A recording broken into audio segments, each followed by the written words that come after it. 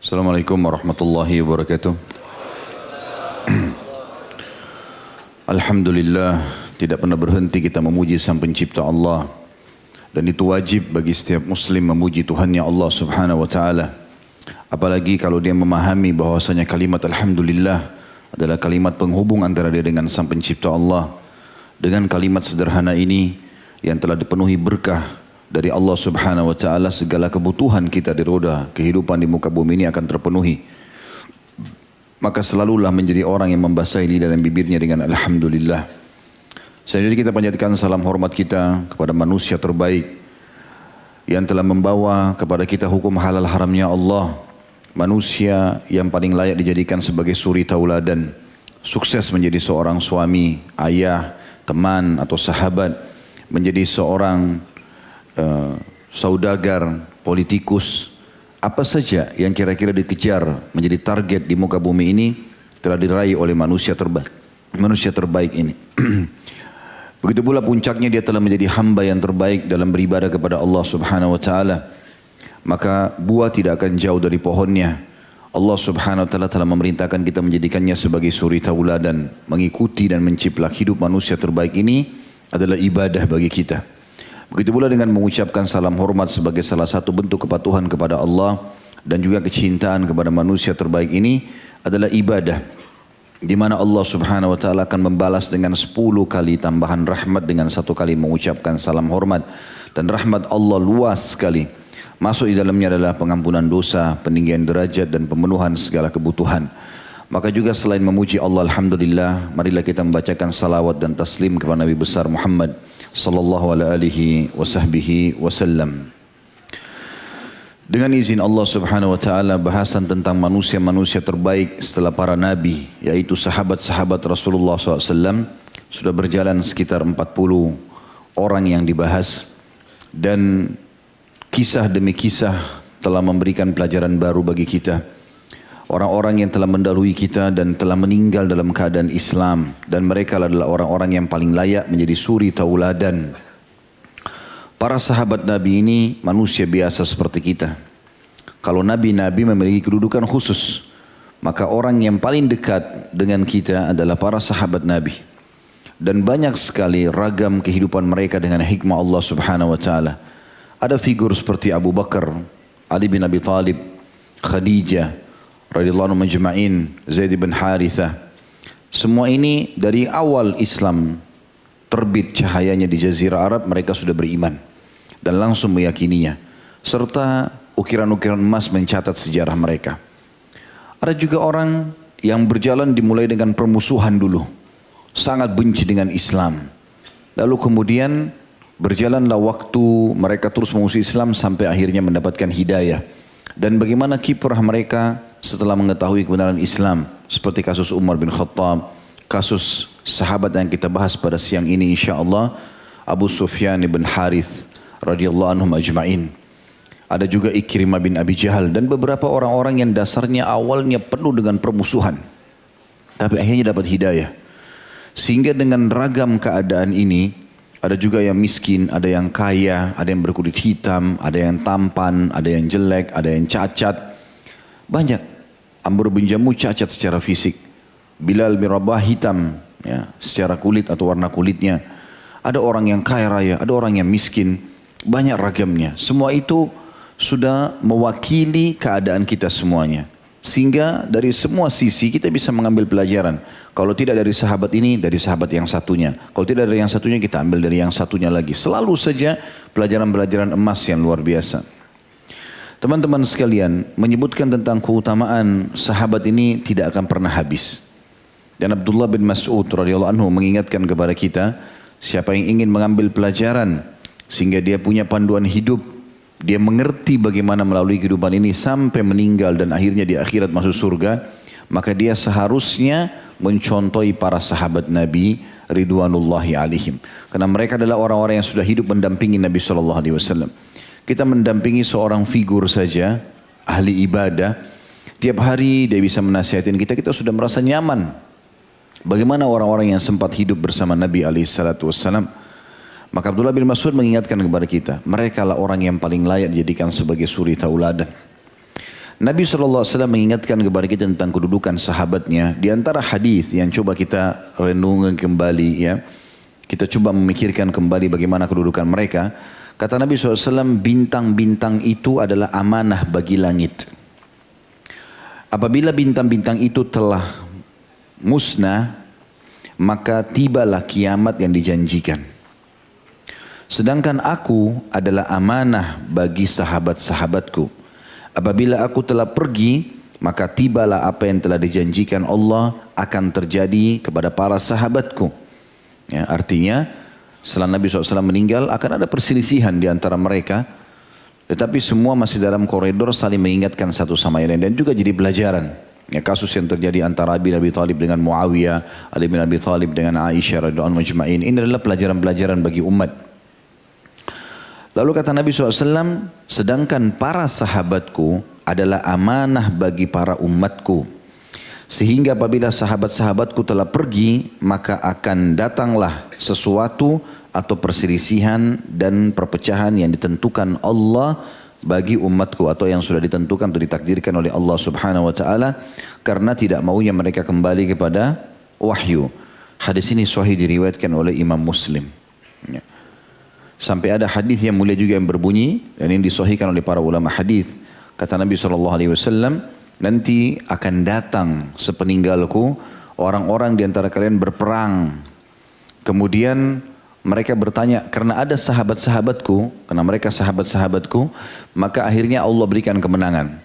Dan akan datang setelah itu generasi setelahnya, mereka bertanya satu sama yang lain, ada enggak di pasukan sahabat yang pernah menjadi sahabatnya Rasulullah SAW, para tabi'in. Maka mereka temukan ada dan Allah berikan kemenangan gara-gara keberadaan orang itu yang pernah menjadi muridnya sahabat. Kemudian datang lagi generasi setelahnya. Lalu mereka bertanya di pasukan, apakah ada di pasukan orang yang pernah menjadi sahabatnya sahabat Rasulullah, tabi'in. Maka mereka temukan ada. Maka Allah SWT pun memberikan kemenangan. Saking berkahnya generasi ini. Kata para ulama, andai saja ada 1-2 orang menonjol di satu wilayah. Kemudian mereka menjadi tokoh, menjadi contoh. Mungkin sudah menjadi satu kebanggaan. Yunani sampai sekarang masih membanggakan Aristotelesnya. Walaupun pemikiran filsafat yang jauh sekali dari beriman kepada Allah. Tapi jadikan sebagai sebuah simbol. Berapa banyak negara, wilayah membanggakan orang yang bisa menjadi contoh saja atau mungkin namanya pernah ya, tercuat atau terangkat di tengah-tengah masyarakat. Tapi ini sahabat satu generasi. Kita bicara sahabat yang benar. Tidak masuk dalamnya orang-orang yang kotor seperti para munafikin. Walaupun mereka hidup di zaman Nabi SAW. Karena syarat sahabat sudah kita jelaskan. Mereka harus melihat Nabi SAW atau bertemu secara langsung. Lalu beriman dan meninggal dalam keadaan iman tersebut. Sementara kaum munafikin tidak beriman kepada Nabi SAW. Mereka berpura-pura saja. Generasi ini satu generasi semua layak untuk dijadikan sebagai suri tauladan. Semua hidup mereka adalah pelajaran-pelajaran besar. Juga dalam hadis Nabi SAW disebutkan dalam silsilah hadis sahih nomor 234. Kata Nabi SAW, barang siapa yang mencela para sahabatku, maka dia berhak mendapatkan laknat dari Allah, laknat dari para malaikat dan laknat bagi seluruh manusia. Ya, artinya Allah SWT akan angkat berkah hidupnya kalau justru berselisih dengan para sahabat. Ya, oleh karena itu kita berkumpul dan alhamdulillah hampir setiap bulan Allah mudahkan satu demi satu nama sahabat kita pelajari untuk justru menghindari hadis seperti ini. Artinya jangan sampai kita kena laknat justru karena kita tidak faham siapa sahabat lalu kita mencaci makinya. Karena ada orang subhanallah memang sifatnya buruk. Belum kenal, belum tahu atau baru kenal sedikit sudah mencaci saja. Dan lebih parah lagi mereka berani mencaci maki bahkan orang yang sudah meninggal. Sementara Nabi SAW mengatakan, udhkuru mahasina mautakum. Sebut kebaikan jenazah kalian. Bukan disuruh sebut keburukannya. Kalaupun dia betul-betul buruk seperti kasus Fir'aun, Haman, Qarun yang disebutkan dalam Al-Quran itu Allah sebutkan, maka kita boleh sebutkan. Tapi kalau kerabat kita sudah meninggal dunia sudah cukup.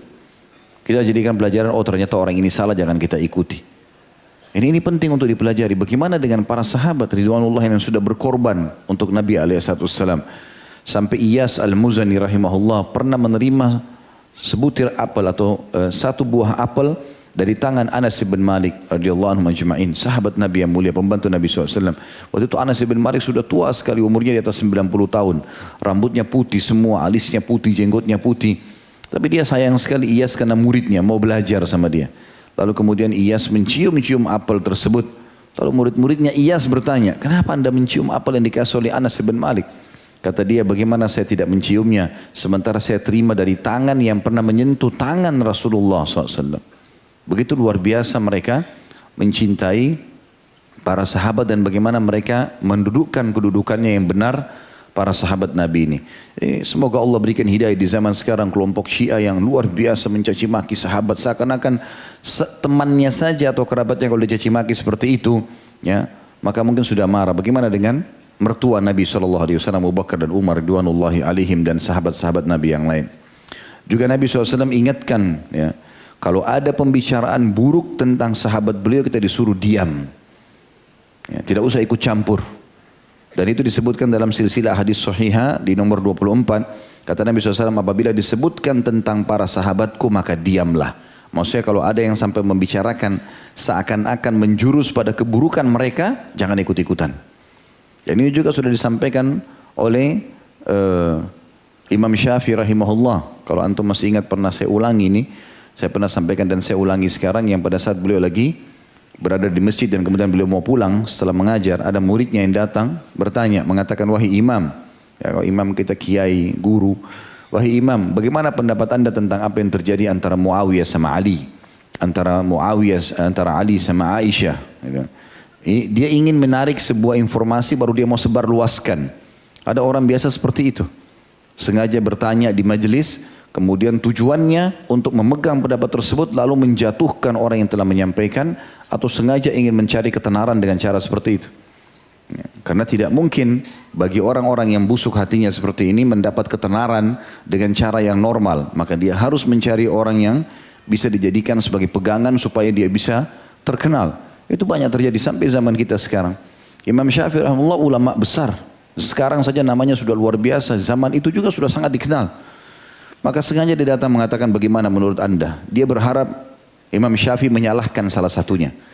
Maka beliau rahimahullah dengan hikmah yang luar biasa, dengan ilmu yang luas menjawab. Kata beliau, bacalah firman Allah subhanahu wa ta'ala. Allah ulangi 2 kali ayat ini dalam surah Al-Baqarah. A'udzu billahi minasyaitonir rajim. Tilka ummatun qad khalat laha ma kasabat wa lakum ma kasabtum wa la tus'aluna amma kanu ya'malun. Itu umat yang telah berlalu. Allah mengatakan, ini tentang umat-umat sebelum kita. Ambil pelajaran dari mereka, sudah selesai. Ya. Ashabul Kahfi ambil pelajaran. Kaum Nabi Nuh, kaum Thamud, kaumnya Nabi Saleh, kaum Hud, kaum Ad, kaumnya Nabi Hud, ambil pelajaran dari mereka. Ambil pelajaran sudah cukup. Tidak perlu mencari tahu anjingnya warnanya apa, Ashabul Kahfi, ya, atau mungkin siapa saja namanya, kecuali dinukil kepada kita. Kalau tidak ya sudah, gitu kan. Ambil pelajaran dari mereka. Itu umat-umat telah berlalu. Mereka mendapatkan apa yang mereka dapatkan dan kalian akan mendapatkan apa yang kalian dapatkan, apa yang kalian lakukan. Kalau mereka buruk sudah dihukum sama Allah SWT. Kalau mereka benar mereka sudah dapat pahala. Dan kalian juga akan diminta pertanggungjawaban atas perbuatan kalian. Maka jangan sibukkan diri kalian menanyakan keadaan mereka. Itu firman Allah 2 kali diulangi dalam surah Al-Baqarah. Ya. Kalau saya tidak salah di ayat 134. Ya, itu diulangi lagi 10 atau berapa ayat setelahnya 2 kali diulangi oleh Allah Subhanahu Wa Taala. Jadi kita harus teman-teman sekalian kalau mempelajari para sahabat, kita mengambil pelajaran-pelajaran besar dari mereka. Dan kita selalu tetap mengucapkan seperti yang Allah ucapkan kepada mereka. Radhiyallahu anhum wa radu'an. Allah ridho kepada mereka semua. Dan mereka pun ridho kepada Allah subhanahu wa ta'ala. Ulama ahli sunnah wal jamaah sepakat mengatakan semua sahabat itu udul. Mereka semua terpercaya. Ya. Walaupun orang yang baru masuk Islam di antara mereka. Kita akan bicara sekarang sosok seseorang teman-teman sekalian yang merupakan sepupu Nabi alaihi salatu wassalam. Salah satu kerabat beliau, Abu Sufyan ibn Al-Harith radhiyallahu anhu. Dan ini bukan Abu Sufyan ibn Harb. Ya. Harus dibedakan. Abu Sufyan ibn Harb itu yang terkenal sering disebut Abu Sufyan. Ayahnya Muawiyah radhiyallahu anhu dan bukan dia. Kita sedang membahas orang yang lain. Ini adalah Abu Sufyan ibn Al-Harith bin Abdul Muttalib. Al-Harith adalah anak pertamanya Abdul Muttalib. Dan Abdullah ayah Nabi SAW adalah anak terakhir Abdul Muttalib. Jadi ini ayah sama ayah saudara. Ya. Dan ini adalah sepupu Nabi SAW. Dia juga sekaligus sebagai saudara susu Nabi SAW. Selain sepupu. Karena sama-sama disusui oleh Halimah Sa'diyah. Ya. Beliau lahir di tahun 571 Masehi dan wafatnya 636 Masehi. Tepatnya wafatnya di tahun 20 Hijriyah. Di zaman khilafahnya Umar dan Umar mensolati jenazahnya pada saat meninggal. Dia teman-teman sekalian, saya coba mencari nama istrinya, tapi saya belum menemukan, mungkin sebatas ilmu saya. Tapi saya menemukan cuma nama anaknya, salah satu anaknya yang masyhur yang masuk Islam dan dia adalah Ja'far. Bernama Ja'far. Ya. Orang ini, ada satu statement Nabi SAW yang menarik. Dan itu kita sebutkan di flyer kita, judul daripada tablik akbar kita ini. Yaitu, kata Nabi SAW, Abu Sufyan bin Harith min ahli, arju an yakuna khalafan min Hamzah. Abu Sufyan ibn Harith adalah bagian dari keluargaku. Aku berharap ia bisa menjadi pengganti Hamzah. Tapi namanya kita membahas biografi, kita akan rentet jauh ke belakang dulu. Teman-teman sekalian, Abu Sufyan ini dari kecil teman main Nabi SAW. Selalu sama-sama. Terus sama-sama sampai remaja. Bahkan sebagian ahli sejarah mengatakan dia menikah bersamaan dengan menikahnya Nabi SAW. Jadi sepadan, umurnya sangat dekat. Dan sangat suka dengan Nabi SAW. Tapi subhanallah, begitu Nabi SAW dirobatkan menjadi Nabi, dia termasuk orang yang paling membangkang. Bahkan kata sebagian ahli sejarah, kalau ada orang yang bisa diukir kejahatannya dalam Islam sebelum Islam, maka tidak akan luput nama Umar bin Khattab dan Abu Sufyan bin Harith. Kalau Umar bin Khattab keluar radhiyallahu anhu untuk membantu orang-orang menyiksa muslimin, tapi akhirnya dapat hidayah radhiyallahu anhu ajma'in. Kemudian Abu Sufyan bin Harith lebih jauh daripada itu, karena dia adalah seorang penyair yang unggul, selalu syair-syairnya sangat bagus, dia bisa menyebutkan syair yang panjang dan isinya kalau hinaan-hinaan semuanya dan susah untuk dibantah oleh orang-orang. Plus lagi dia penunggang kuda yang mahir, sehingga dia memerangi Islam dengan dua hal yang dia miliki itu. Dengan lisannya yang tajam dan juga dengan keterampilan kudanya. Banyak sekali syair-syairnya yang menjelek-jelekan Islam. Bahkan pada saat terjadi pengusiran suku Nadhir dari Madinah, itu yang paling menonjol menyebutkan syair menghina Nabi SAW dan Islam adalah Abu Sufyan ini. Hampir setiap hari dia selalu dekat Ka'bah menyebutkan syair-syairnya. Dan syair-syair ini menghina Nabi SAW, menghina Islam. Sampai Nabi SAW sendiri serba salah dengan orang ini. Karena sepupunya, teman mainnya dari kecil. Dan kadang-kadang subhanallah kita temukan begitu. Ada orang yang kita anggap dekat sama kita, ternyata malah mereka jadi jahat. Ya, mereka berubah. Kuasa Allah SWT. Makanya Nabi Muhammad SAW teman-teman selalu membaca doa berulang-ulang. Ya muqallibal qulub tsabbit qalbi ala dinik. Wahai yang membolak-balikkan hati, kokohkanlah hatiku ya di atas agamamu ini. Sampai pernah Nabi SAW ulangi terus doa itu. Aisyah bertanya, ya Rasulullah, kenapa anda baca doa ini terus? Artinya bukan Aisyah memungkiri doa, tapi beliau mengatakan, kenapa anda berdoa begini terus?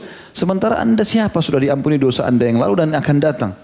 Maka kata Nabi SAW, wahai Aisyah, siapa yang bisa mendapat jaminan tentang tidak terbolak-balikan hati, sementara hati manusia berada di dua jari-jari dari jari-jari Allah Subhanahu Wa Taala. Bisa saja orang subhanallah tiba-tiba berubah. Itu Nabi saja, apalagi kita, gitu kan? Jangan teman-teman sekalian baru belajar setahun, 2 tahun, 3 tahun agama, terus kemudian tiba-tiba merasa diri hebat, pintar, lalu menyalahkan orang sana sini. Ya. Mungkin antum tidak sadar itu permainan syaitan yang membolak-balikkan hati sehingga meninggalkan agama Allah Subhanahu Wa Taala, membenci orang-orang beriman, menyebarkan aib, melakukan segala macam permasalahan. Ini berbahaya. Dan ini masuk dalam dosa syubhat. Kalau dosa syahwat, dosa diikuti hawa nafsu seperti zina, bohong, itu masih bisa orang taubat karena dia tahu dirinya salah. Tapi kalau dosa syubhat, ini bahaya sekali. Syubhat, dia pikir dirinya benar padahal salah. Ghibah itu menceritakan aib orang, dosa besar padahal ada padanya. Sampai kata Nabi SAW, ghibah itu adalah engkau menceritakan yang ada pada saudaramu, memang ada padanya. Baik cacat fisik, baik karakter, baik apa saja, itu nggak boleh dicerita. Kalau tidak ada jadi fitnah, maka itu diharamkan dalam Islam. Tapi banyak orang di majelis ilmu tidak sadar kalau dia sedang berbuat dosa besar itu. Dia pikir dia sedang ada di masjid, dia sudah mulai multazim, sudah mulai ada jenggot, sudah mulai sholat. Ternyata dia terjerumus dalam dosa yang berat. Ya. Saya ingatkan kembali teman-teman, hati-hati karena banyak orang begitu berbolak-balik menjadi musuh. Tadinya sahabat dekat hanya karena hawa nafsu syaitan yang masuk kepada dia dan dosa syubhat ini. Kata Nabi SAW, riba 73 tingkatan. Tingkatan yang paling rendahnya seperti orang berzina dengan ibunya sendiri. Berat sekali. Lalu kata Nabi SAW, dan tingkat tertingginya 73 adalah setara dengan mencoreng kehormatan seorang muslim atau menceritakan aibnya. Kalau kita tidak tahu jangan bicara. Kalau kita tahu pun nasihati dia baik-baik, kemudian kita diam. Imam Ahmad rahimahullah pernah mendatangi seorang muridnya tengah malam. Sudah menjelang subuh. Orang lagi tidur semuanya. Dia datang, dia ketuk pintu, muridnya lalu bertanya, siapa? Malam-malam begini datang. Dia bilang Ibnu Hanbal. Ibnu Hanbal, dia tidak bilang Ahmad, gurumu, enggak. Lalu dia bilang Ibnu Hanbal, guru saya. Dibuka pintu, ada apa guru, kenapa anda datang? Lalu Imam Ahmad pun menunjukkan isyarat dengan mulutnya. Suruh diam, jangan ribut. Lalu dia bilang saya pun pelan-pelan di dekatnya Imam Ahmad nih. Lalu saya persilahkan masuk. Dia jalan pelan-pelan, jingkrak-jingkrakkan kakinya pelan-pelan. Jalan, saya pun ikut pelan-pelan jalan di belakangnya, tengah malam. Kemudian setelah itu ini muridnya pikir Imam Ahmad tidak mau bangunkan orang gitu. Kemudian dia bilang saya persilahkan duduk. Imam Ahmad duduk dengan pelan-pelan di kursi itu. Gitu. Saya pun duduk di sebelahnya dengan pelan-pelan. Lalu saya menanyakan ada apa wahai imam? Saya berbisik-bisik. Kata Imam Ahmad, tadi siang ada sesuatu yang menggelitik hati saya. Perbuatanmu ini ada sesuatu yang mengganggu hati saya. Kata orang itu, apa itu imam? Saya berbuat dosa kah? Kebetulan muridnya Imam Ahmad yang paling terkenal ilmunya orang ini. Orang ini sangat luar biasa, tiap hari nulis hadis, tiap hari hafal. Sampai Imam Ahmad izinkan dia buka halaqah. Ya, sudah boleh isi pengajian. Maka kata Imam Ahmad, tadi siang saya lewat di majelismu, kau sedang mengajarkan murid-muridmu, kau berada di bawah pohon, murid-muridmu diterik matahari. Maka jangan kau lakukan itu. Kalau mereka panas, kau panas. Kalau kau ternaungi, mereka ternaungi. Gitu kan? Maka kata Imam Ahmad, itu saja yang saya mau ingatkan kepada kamu. Lalu Imam Ahmad, kata muridnya ini, jazakallah khair. Imam Ahmad keluar dengan pelan-pelan, jingkrak lalu pergi. Apa kata para ulama? Imam Ahmad melakukan ini karena dia ingin menasehati saudaranya muslim hanya berdua dan tidak ada yang tahu. Begitu loh caranya, polanya. Bukan ribut sana sini, akhirnya menunjukkan dirinya hebat dan seterusnya, ini bahaya. Ya. Nabi SAW, orang yang terpercaya di Mekah, orang yang paling sempurna fisiknya, akhlaknya, terkenal kaya raya, baik, jalur nasabnya baik. Subhanallah, yang membenci orang terdekatnya, sepupu sendiri. Teman mainnya dari kecil. Dan ini luar biasa, Abu Sufyan ini bencinya dengan Islam luar biasa. Gitu. Waktu tadi saya bilang suku An-Nadir ingin diusir oleh Nabi SAW dari Madinah karena pengkhianatan mereka. Waktu Nabi SAW ingin membawa tebusan, ada seorang sahabat membunuh satu kaum. Lalu Nabi SAW ingin membayarkan tebusannya melalui suku Nadir. Nadir ini kebetulan sekutunya suku itu. Maka Nabi SAW dulu di bawah rumah salah seorang di antara mereka. Maka mereka mengatur strategi untuk lemparin batu dari atas untuk membunuh Nabi SAW. Maka Nabi SAW pun akhirnya dapat wahyu, beliau pergi. Kemudian membentuk pasukan mengepung suku Nadir. Minta orang yang mau lempar batu dari atas rumah itu diserahkan. Karena mereka tidak mau akhirnya dikepung sampai mereka semua terusir dari Madinah. Itu orang Yahudi, gak ada hubungannya sama Abu Sufyan. Abu Sufyan nyusun syair-syair yang sangat menyakiti Nabi SAW. Ya, kejarannya cuma harta. Karena kan ada ghanimah, harta rampasan perang didapat waktu itu. Rumah-rumahnya suku Nadir, hewan-hewan tunggangannya diambil semua oleh kaum muslimin. Harta rampasan perang karena mereka berbuat perkhianatan. Maka Abu Sufyan nulis syair kalau muslimin dan engkau hai Muhammad, Nabi SAW disakiti hatinya. Berfikir masalah harta, ingin mengejar ini dan mengejar itu, dijelek-jelekin selalu. Syair-syair. Tentu di syair semua tidak perlu kita bahas, tidak perlu kita baca ya. Tapi ada syair-syair yang disebutkan seperti itu. Dan Nabi SAW karena melihat ada Abu Sufyan ibn Harith dan ada banyak sekali penyair-penyair dari orang Quraisy yang berusaha menyerang Nabi SAW dengan syair. Dan zaman dulu syair itu mirip sampai kita sekarang media sosial ya. Jadi mirip sama TV, mirip kayak sekarang YouTube, Instagram, seperti itu. Penyair itu kalau sudah nyebutin satu syair itu tersebar tiba-tiba. Kayak kita sekarang gitu. Tiba-tiba tampil satu informasi sudah menyebar kemana-mana. Ya. Maka penyair ini pada zaman itu seperti media. Makanya Nabi SAW juga menyiapkan penyair beliau.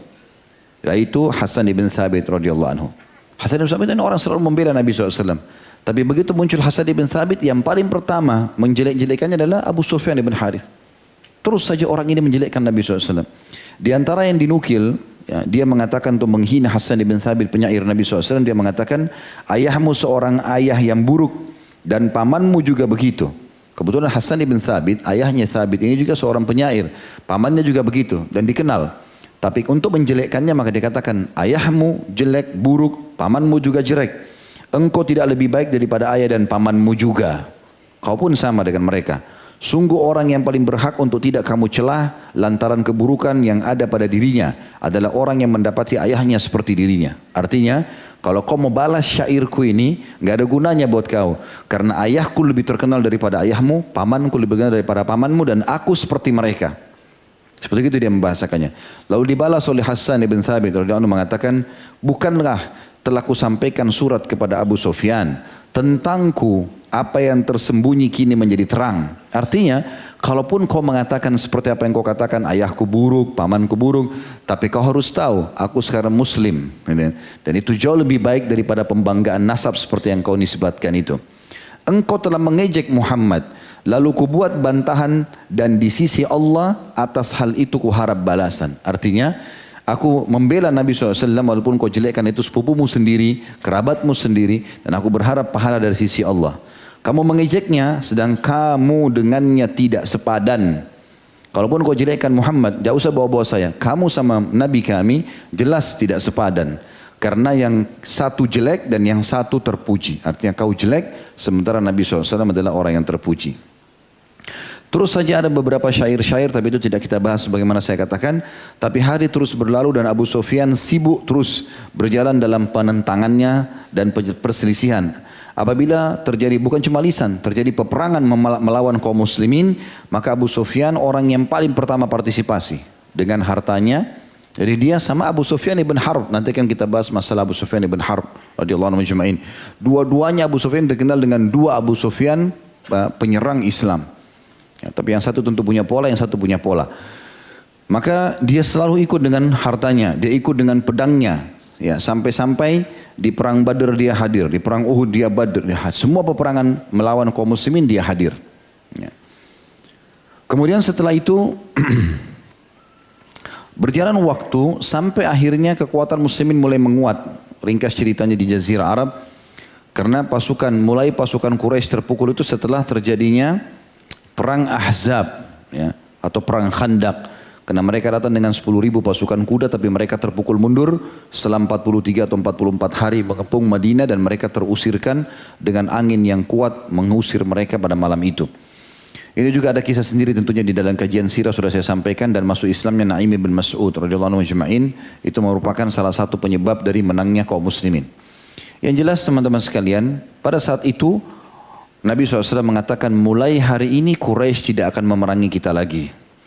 Terjadilah setelah itu kekuatan-kekuatan umat Islam sampai pembebasan kota Mekah terjadi. Nah di situ subhanallah setelah 20 tahun Abu Sufyan ibn Harith membenci Islam, tiba-tiba dia mulai berpikir, di satu malam dia merenung, kenapa semua peperangan saya ini melawan Muhammad tidak pernah berhasil? Tidak pernah berhasil membunuhnya, tidak pernah berhasil menjatuhkannya, setiap kali diserang pasti ada yang membantahnya, selalu gagal. Apa ini kebenaran? Dia terus bertanya-tanya dengan dirinya, sampai akhirnya dia mendapatkan informasi bahwasanya pasukan muslimin kemungkinan besar akan menyerang Mekah. Maka dia pun menarik tangan anaknya Ja'far. Ini mirip dengan kasus Abu Jahal sama Ikrimah, tapi Abu Jahal meninggal dalam keadaan kufur. Dia selalu ikutkan Ja'far anaknya untuk menyerang muslimin. Maka sekarang diajak Ja'far untuk sama-sama masuk Islam. Ya, dia mulai ingin datang ketemu dengan Nabi SAW, mengungkapkan keislamannya. Waktu itu Nabi SAW sudah keluar dengan pasukannya dan mendekati kota Mekah. Ya.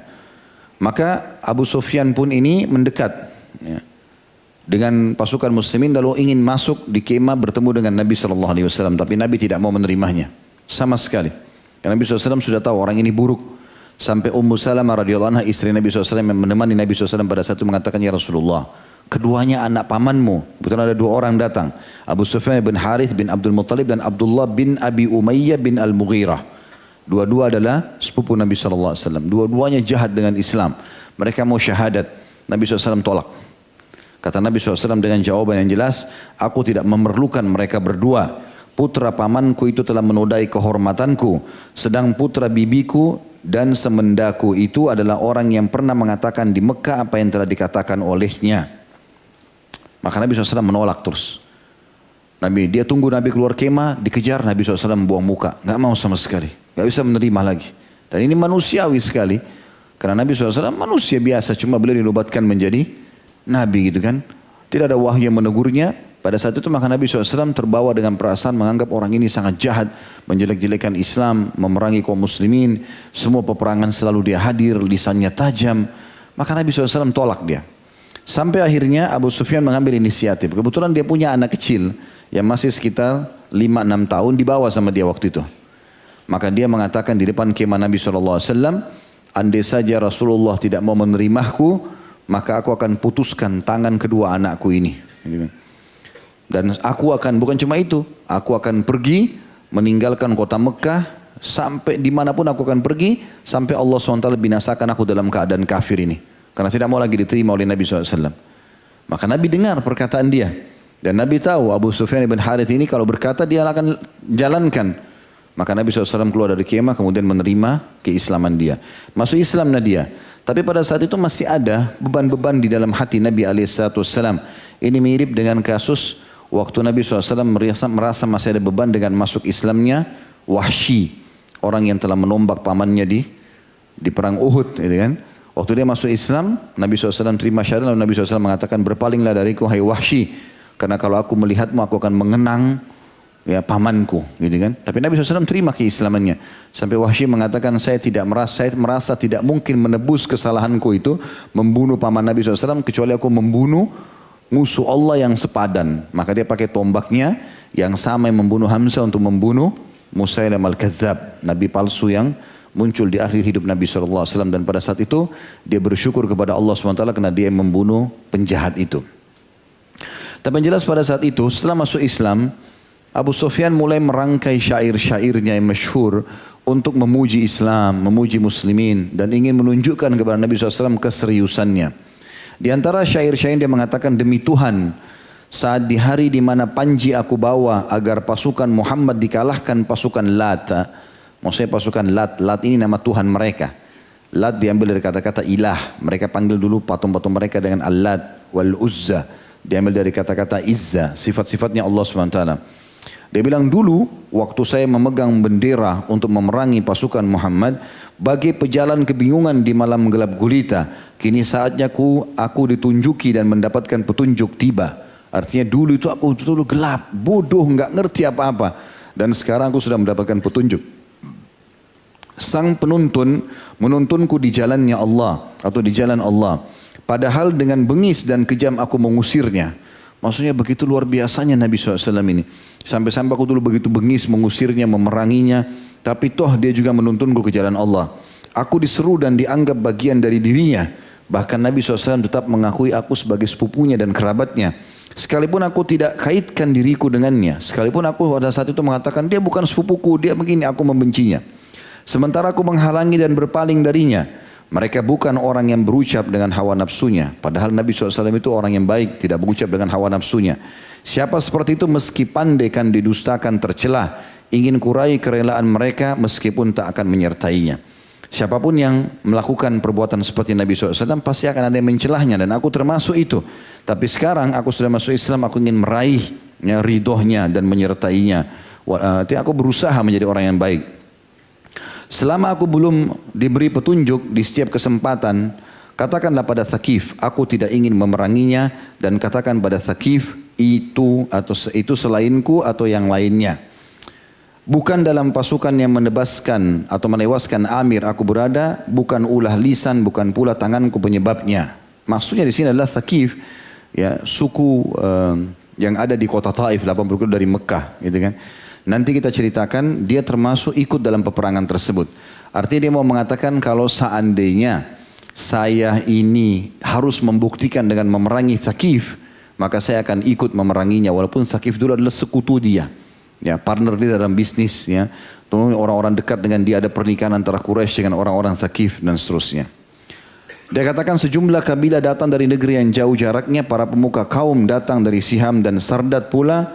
Artinya banyak orang yang datang masuk Islam dan aku akhirnya lebih menyadari bahwasanya ini adalah kebenaran yang harus diikuti. Ibnu Hisham menukil dalam kitab sirahnya, ditambahkan riwayat dia mengatakan, dan ia menunjukku atau menunjukkanku kepada kebenaran orang yang telah aku usir sejadi-jadinya. Maka pada saat mendengar syair-syair ini, Nabi SAW mendekati dia sambil menepuk dadanya mengatakan, engkau lah yang telah mengusirku sejadi-jadinya.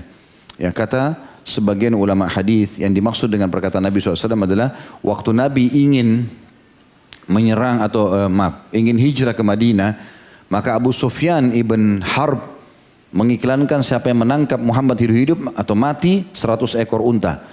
Maka Abu Sufyan ibn Harith juga mengatakan hal yang sama. Artinya ada 200 ekor unta nanti nih. Ya, karena dia betul-betul ingin memotivasi orang untuk membunuh Nabi SAW. Makanya Nabi SAW mengatakan, engkau lah yang benar-benar telah menjadikan hal tersebut. Ya, artinya engkau telah mengusirku benar-benar dari kejadian tersebut. Tapi subhanallah, Allah subhanahu wa ta'ala memberikan hidayah. Setelah 20 tahun akhirnya Nabi SAW terima syahadatnya. Mulailah dia tunjukkan kebaikan. Dan nanti akan kita bahas dalam durus wal ibar. Pelajaran kita bagaimana taubat nasuha itu. Dan dicontohkan oleh sahabat yang mulia ini. Setelah dia syahadat, air matanya selalu menetes setiap hari. Dan setiap ada kesempatan ibadah, dia selalu ibadah maksimal. Sampai dinukil, dia saking cintanya dengan ibadah setelah masuk Islam. Dinukil dalam sebuah riwayat, kata Sa'id bin Musayyib rahimahullah. Ini salah satu ulama tabi'in. Bahwasanya Abu Sufyan bin Harith dinukil pernah sholat setengah hari di musim panas. Jadi lagi panas terik matahari, lagi keringatan, dia tetap sholat. Dari mulai waktu duha sampai menjelang waktu yang dimakruhkan atau menjelang waktu duhur. Kemudian dia berhenti, lalu dia sholat duhur. Habis sholat duhur dia sholat lagi sampai menjelang asar. Dan maksudnya adalah sholat sunnah ya. Dia melakukan beragam macam sholat sunnah yang dia lakukan walaupun tidak disebutkan sholat apa itu. Dan dia terus saja mengeluarkan hartanya, menggunakan lisannya untuk membela Islam dan kaum muslimin. Puncaknya Nabi SAW menerima permintaan maaf dia. Ya. Setelah dia kan masuk Islam pas pembebasan kota Mekah. Setelah beberapa hari itu, 19 atau 20 hari setelah pembebasan kota Mekah, maka Nabi SAW membentuk pasukan baru, pasukan yang sudah ada 10.000 orang yang dari Madinah ditambah 2.000 yang baru masuk Islam untuk menyerang suku Hawazim, Thaqif tadi ya, kota Taif. Maka disitulah terbukti bagaimana ya, kesetiaan Abu Sufyan bin Harith radhiyallahu anhu. Maka dia pun ikut bersama Nabi SAW. Dan uniknya dalam peperangan ini sudah pernah kita jelaskan teman-teman. Sebab ini perang sangat besar dalam Islam. Perang Hunain setelah pembebasan kota Mekah. Perang ini melawan suku Hawazim. Suku Hawazim jumlahnya sangat banyak. Dan kaum muslimin juga banyak. Muslimin mencapai 12.000 orang. Hawazim juga 12.000 orang. Tapi Hawazim berjumlah hampir 30.000 orang. Karena seluruh wanita dan anak-anak disuruh ikut juga di pasukan perang oleh pimpinan mereka. Supaya laki-lakinya yang berperang malu untuk melari dari kancah peperangan karena ada perempuan dan ada anak-anak. Dan perempuan dan anak-anak ditaruh di belakang pasukan sehingga kelihatannya pasukan itu banyak. Gitu kan? Padahal mereka perempuan dan anak tidak ikut berperang. Ringkas cerita pada saat itu turunlah pasukan muslimin di lembah Hunain namanya.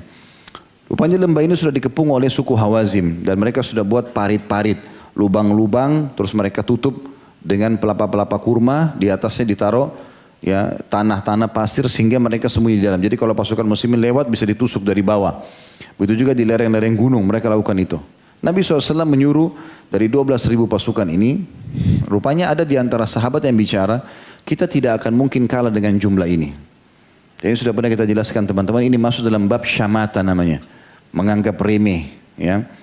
Ingat, penganggap remehan ini itu berbahaya sekali. Kapan kita menganggap remeh orang lain, kita akan kena apa yang sedang kita anggap remehkan itu. Walaupun itu adalah orang-orang kafir. Walaupun adalah orang-orang kafir. Makanya doa Nabi SAW, beliau berlindung dari syamatatil a'da. Artinya menganggap remeh musuh. Menganggap remeh musuh. Kita dimenangkan oleh Allah SWT karena keimanan kita, bukan karena jumlah pasukan. Ya. Maka pada saat itu teman-teman, ada di antara sahabat yang mengatakan kita tidak akan kalah ya Rasulullah dengan jumlah 12.000. Ternyata masuk dalam bab syamata. Padahal sahabat tidak bermaksud itu. Tapi Allah SWT sebutkan dalam Al-Quran tentang perang Hunain. Ya, mereka bangga dengan jumlah mereka, maka Allah buat mereka kalah di awal peperangan. Nabi SAW memberhentikan pasukan di atas lembah Hunain. Lembah Hunain ini sekarang dekatnya Mikot Ji'rana namanya ya. Sekitar 30 km dari wilayah haram Mekah. Ya. Jadi agak menuju ke kota Taif. Maka lembah itu agak curam. Turunlah pasukan, disuruh oleh Nabi SAW 1.000 orang pertama dari Bani Sulaim. Dipimpin oleh Khalid bin Walid radhiyallahu anhu majma'in. Turunlah mereka. Karena curamnya, maka turunnya agak cepat. Begitu tiba di bawah, tiba-tiba keluarlah pasukan Hawazim dan menyerang sahabat-sahabat Nabi. Sampai pada saat itu saking cepatnya serangan mereka, membuat Khalid bin Walid saja yang ahli perang itu kena. Dari kepala sampai kakinya semuanya luka. Gitu kan. Gak bisa buat apa-apa. Bahkan dikira waktu itu Khalid bin Walid sudah meninggal dunia. Suku Sulaim karena turunnya terjal dan mereka semua penunggang kuda, maka banyak yang jatuh, terbunuh, kudanya luka. Berusaha kembali naik ke atas. Rupanya Nabi SAW dan pasukan di atas tidak tahu apa yang terjadi karena terjal. Suruh turun lagi pasukan yang lain. Jadi bertabrakanlah satu sama yang lain, unta sama kuda sahabat-sahabat Nabi ini. Maka tersebar berita kalau pembantian terjadi segala macam, mereka kocar-kacir. Terutama yang baru masuk Islam dari 2.000 orang itu. Dan bahkan dikatakan pada saat itu perang Hunain tidak tertinggal bersama Nabi SAW kecuali 100 orang saja. Ya. Semuanya 12.000 lari, ya kurang lebih jumlahnya, lari dari peperangan. Bahkan dikatakan dalam buku-buku sirah, satu sejarah, ada di antara mereka yang lari sampai mendekati Mekah. Gitu kan. Lari dari kancah peperangan, karena ketakutannya. Jadi luar biasa terjadinya hukuman Allah SWT tanda kutip sini karena masalah syamata tadi, menganggap remeh musuh. Yang jelas Nabi SAW mengatakan dengan kalimat yang masyhurnya, ya, bahwasanya, hai muslimin, anan nabiyyu la kadhib, ana ibnu Abdul Muttalib. Wahai muslimin, aku adalah nabi dan tidak ada kebohongan dalam masalah itu. Dan aku adalah anaknya Abdul Muttalib. Tapi tidak ada orang yang kumpul. Beberapa orang saja dan sahabat Abu Bakar, Umar, sahabat-sahabat Nabi yang mulia kumpul pada saat itu. Sedikit sekali jumlahnya.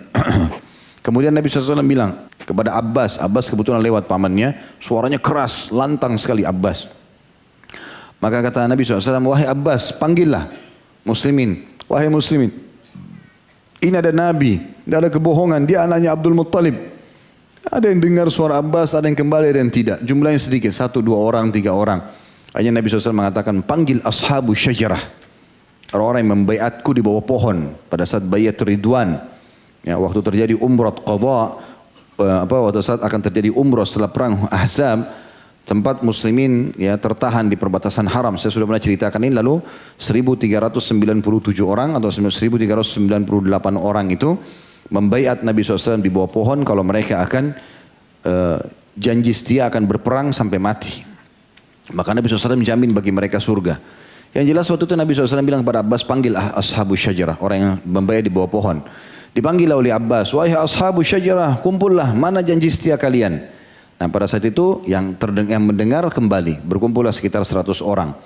Tapi teman-teman pada saat itu sebelum berkumpul mereka ternyata memang ada sahabat-sahabat yang tidak sama sekali memang lari.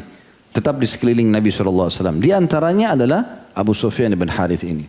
Padahal dia baru masuk Islam pada saat itu. Saya akan bacakan riwayatnya. Dikatakan diriwayatkan dari Jabir bin Abdullah radhiyallahu anhu tentang dahsyatnya perang Hunain pada saat itu.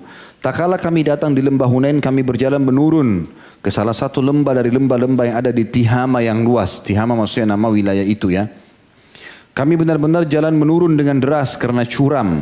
Jabir lalu berkata lagi, ketika itu masih pagi buta, ternyata kaum musyrikin telah mendahului kami turun dan tiba di lembah tersebut. Mereka bersembunyi di lereng-lereng, pinggir-pinggir dan celah-celah sempit di antara lembah. Mereka telah sepakat bersiaga dan menyiapkan segala sesuatu. Tidak ada yang mengejutkan kaum muslimin saat sedang berjalan menurun itu selain ketika kelompok-kelompok musuh menyerang mereka secara serentak. Maka kaum muslimin kembali mundur kocar-kacir. Satu sama yang lain tidak saling memperdulikan lagi. Maka Rasulullah SAW menarik pasukan ke sisi kanan. Kemudian berseru, wahai sekalian manusia, di mana kalian? Datanglah kepadaku. Aku adalah Rasulullah. Aku adalah Muhammad bin Abdullah. Akan tetapi tidak membuahkan hasil. Onta-onta saling bertabrakan dan kaum muslimin berlarian. Namun masih ada sejumlah kaum muhajirin dan ansar serta keluarga Rasulullah SAW yang tetap tegar bersama beliau. Di antara mereka adalah Abu Bakar, Umar, Ali, Al-Abbas dan putranya Al-Fadl, Abu Sufyan ibn Harith, ini dia. Kemudian Rabi ibn Harith, Usama bin Zaid dan Aiman bin Ubaid yang akhirnya gugur pada hari itu. Maksudnya Aiman yang gugur pada hari itu. Lalu Abu Sufyan bercerita, bin Harith radhiyallahu anhu, tak kala kami bertemu dengan musuh di Hunain, aku meloncat dari kudaku sementara tanganku menggenggam pedang terhenus. Dan Allah maha mengetahui bahwa aku menginginkan kematian syahid di bawah pedang itu. Dan dia melihat kepadaku. Maksudnya Allah SWT melihat, tahu niatku. Maka berkatalah Al-Abbas. Abbas ini kebetulan paman mereka juga ya. Wahai Rasulullah, ini adalah saudaramu, putra pamanmu, Abu Sufyan. Maafkanlah dia. Jadi Abbas menunggangi kesempatan itu untuk Nabi SAW betul-betul ridho udah sama Abu Sufyan. Jangan masih ada ganjalan dalam hati. Maka Nabi SAW menjawab setelah melihat dia ada di situ. Sementara yang lain banyak melarikan diri. Kata Nabi SAW, aku telah memaafkannya. Semoga Allah mengampuninya atas setiap permusuhan yang dilakukannya terhadapku di zaman dulu. Kemudian beliau menoleh ke arahku, kata Abu Sufyan seraya berkata, engkau adalah saudaraku demi Allah. Begitu mendengar kata-kata itu, kata Abu Sufyan, hampir saja aku terbang melayang karena begitu gembiranya. Maka aku pun tersimpuh di kedua kaki beliau seraya menciumnya. Sementara air mataku mengalir di pipiku. Lalu ia berdiri menebas lalu aku pun berdiri menebas kaum musyrikin. Membelah barisan-barisan mereka. Serta membela kekasihnya atau kekasihku Muhammad SAW. Dengan segenap tenaga yang dimiliki. Sambil memegang kepala bagal putih milik Rasulullah SAW. Bagal maksudnya adalah ya, perkawinan atau peternakan atau peranakan dari perkawinan kuda sama keledai yang biasa dipakai oleh raja-raja. Nabi SAW waktu di medan perang itu punya bagal berkulit putih. Abu Sufyan ini selain pegang pedang di tangan kanannya melawan musuh, juga memegang tali kekangan bagal Nabi SAW. Kemudian perang berakhir dengan kemenangan kaum muslimin atas izin Allah. Ternyata Nabi SAW mendapati kesatria baru yang masih memegang kekangan leher kuda beliau. Dan kemudian Nabi SAW bertanya, siapa kamu? Maka lagi debu lagi berterbangan, lagi peperangan terjadi. Nabi SAW masih bertanya, siapa kamu ini? Maka dia mengatakan, aku putra ibumu ya, dan putra saudari atau putra dari ibu susuanmu. Maksudnya aku sepupumu dan juga saudara susuanmu ya Rasulullah. Maka Nabi SAW pun menyebutkan kalimat yang masyhur. Beliau mengatakan, ya, dan ini dari hati Nabi SAW mengatakan, aku berharap ia menjadi pengganti Hamzah. Artinya, dengan kejadian ini betul-betul kau membela aku, karena yang memegang tali kekangan Nabi ini berarti menjadi target utama musuh. Maka aku berharap kau betul-betul menjadi seperti Hamzah yang siap menyiapkan atau mengorbankan jiwamu untuk membelaku. Lalu Abu Sufyan ibn Harith, kata Nabi SAW, adalah termasuk keluargaku yang terbaik setelah dia masuk Islam.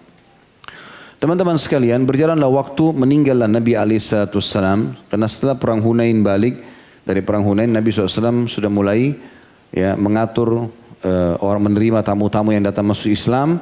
Kemudian beliau mengatur haji atau pergi haji. Ya. Di tahun itu kebetulan setelah perang Hunain ada haji. Nabi SAW belum haji waktu itu. Beliau memerintahkan Abu Bakar untuk memimpin haji. Tahun depannya, ya, tepatnya di tahun 10 Hijriah, karena itu terjadi tahun 9 Hijriah perang Hunain. Tahun 10-nya Nabi SAW memimpin haji, dikenal dengan haji wada, haji perpisahan. Dan pada saat itu Nabi SAW pulang dari haji, mulailah beliau sakit. Dan pada saat sakit sudah kita tahu kisah masyhur meninggalnya Nabi SAW di bulan Rabiul Awal di tahun 11 Hijriah. Maka Abu Sufyan termasuk orang yang merasa sedih sekali dengan meninggalnya Nabi SAW. Dan dia masyhur dengan syairnya tentu ya. Ada banyak syair yang dia susun.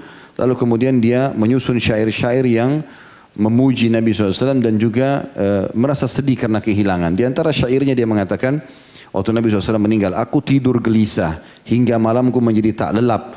Sedang musibah di malam saudaraku terasa begitu lama. Artinya begitu meninggal Muhammad, Nabi SAW meninggal Rasulullah, aku sangat sedih dan tidak bisa tertidur. Tangisan begitu membahagiakan diriku, dan itu atas apa yang menimpa muslimin tergolong ringan. Artinya kalaupun ada muslimin yang sedang tertimpa musibah, dikalahkan di peperangan, kecil bagi aku. Tapi musibah meninggalmu sesuatu yang sangat besar. Sungguh musibah kami begitu besar dan agung kala di sore hari dikatakan Rasulullah telah tiada. Kami kehilangan wahyu dan turunnya ayat di tengah kami, di mana Jibril biasa datang dan pergi membawanya. Itulah suatu yang paling pantas dan layak membuat jiwa makhluk terbang atau hampir melayang. Artinya dengan datangnya wahyu dari langit itu sesuatu yang sangat membanggakan. Tapi sekarang sudah terputus. Seorang nabi yang hilangkan keraguan dari kami dengan yang diwahyukan padanya dan yang disabdakannya.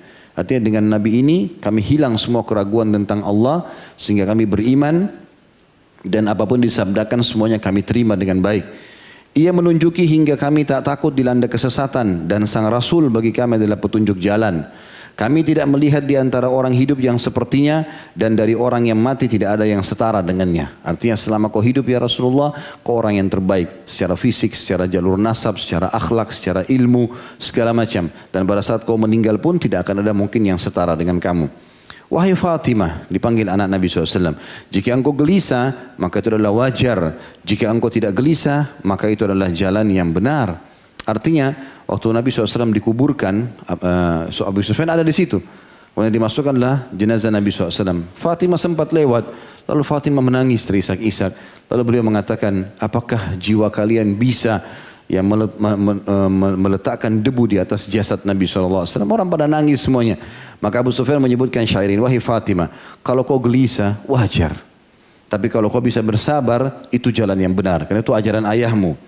Kembalilah bertakziah, sebab terdapat di dalamnya pahala Allah dan keutamaan yang amat sangat banyak. Jadi dia katakan kepada muslimin, ayo sekarang kita takziah di rumah Nabi SAW, karena ini pahalanya sangat besar.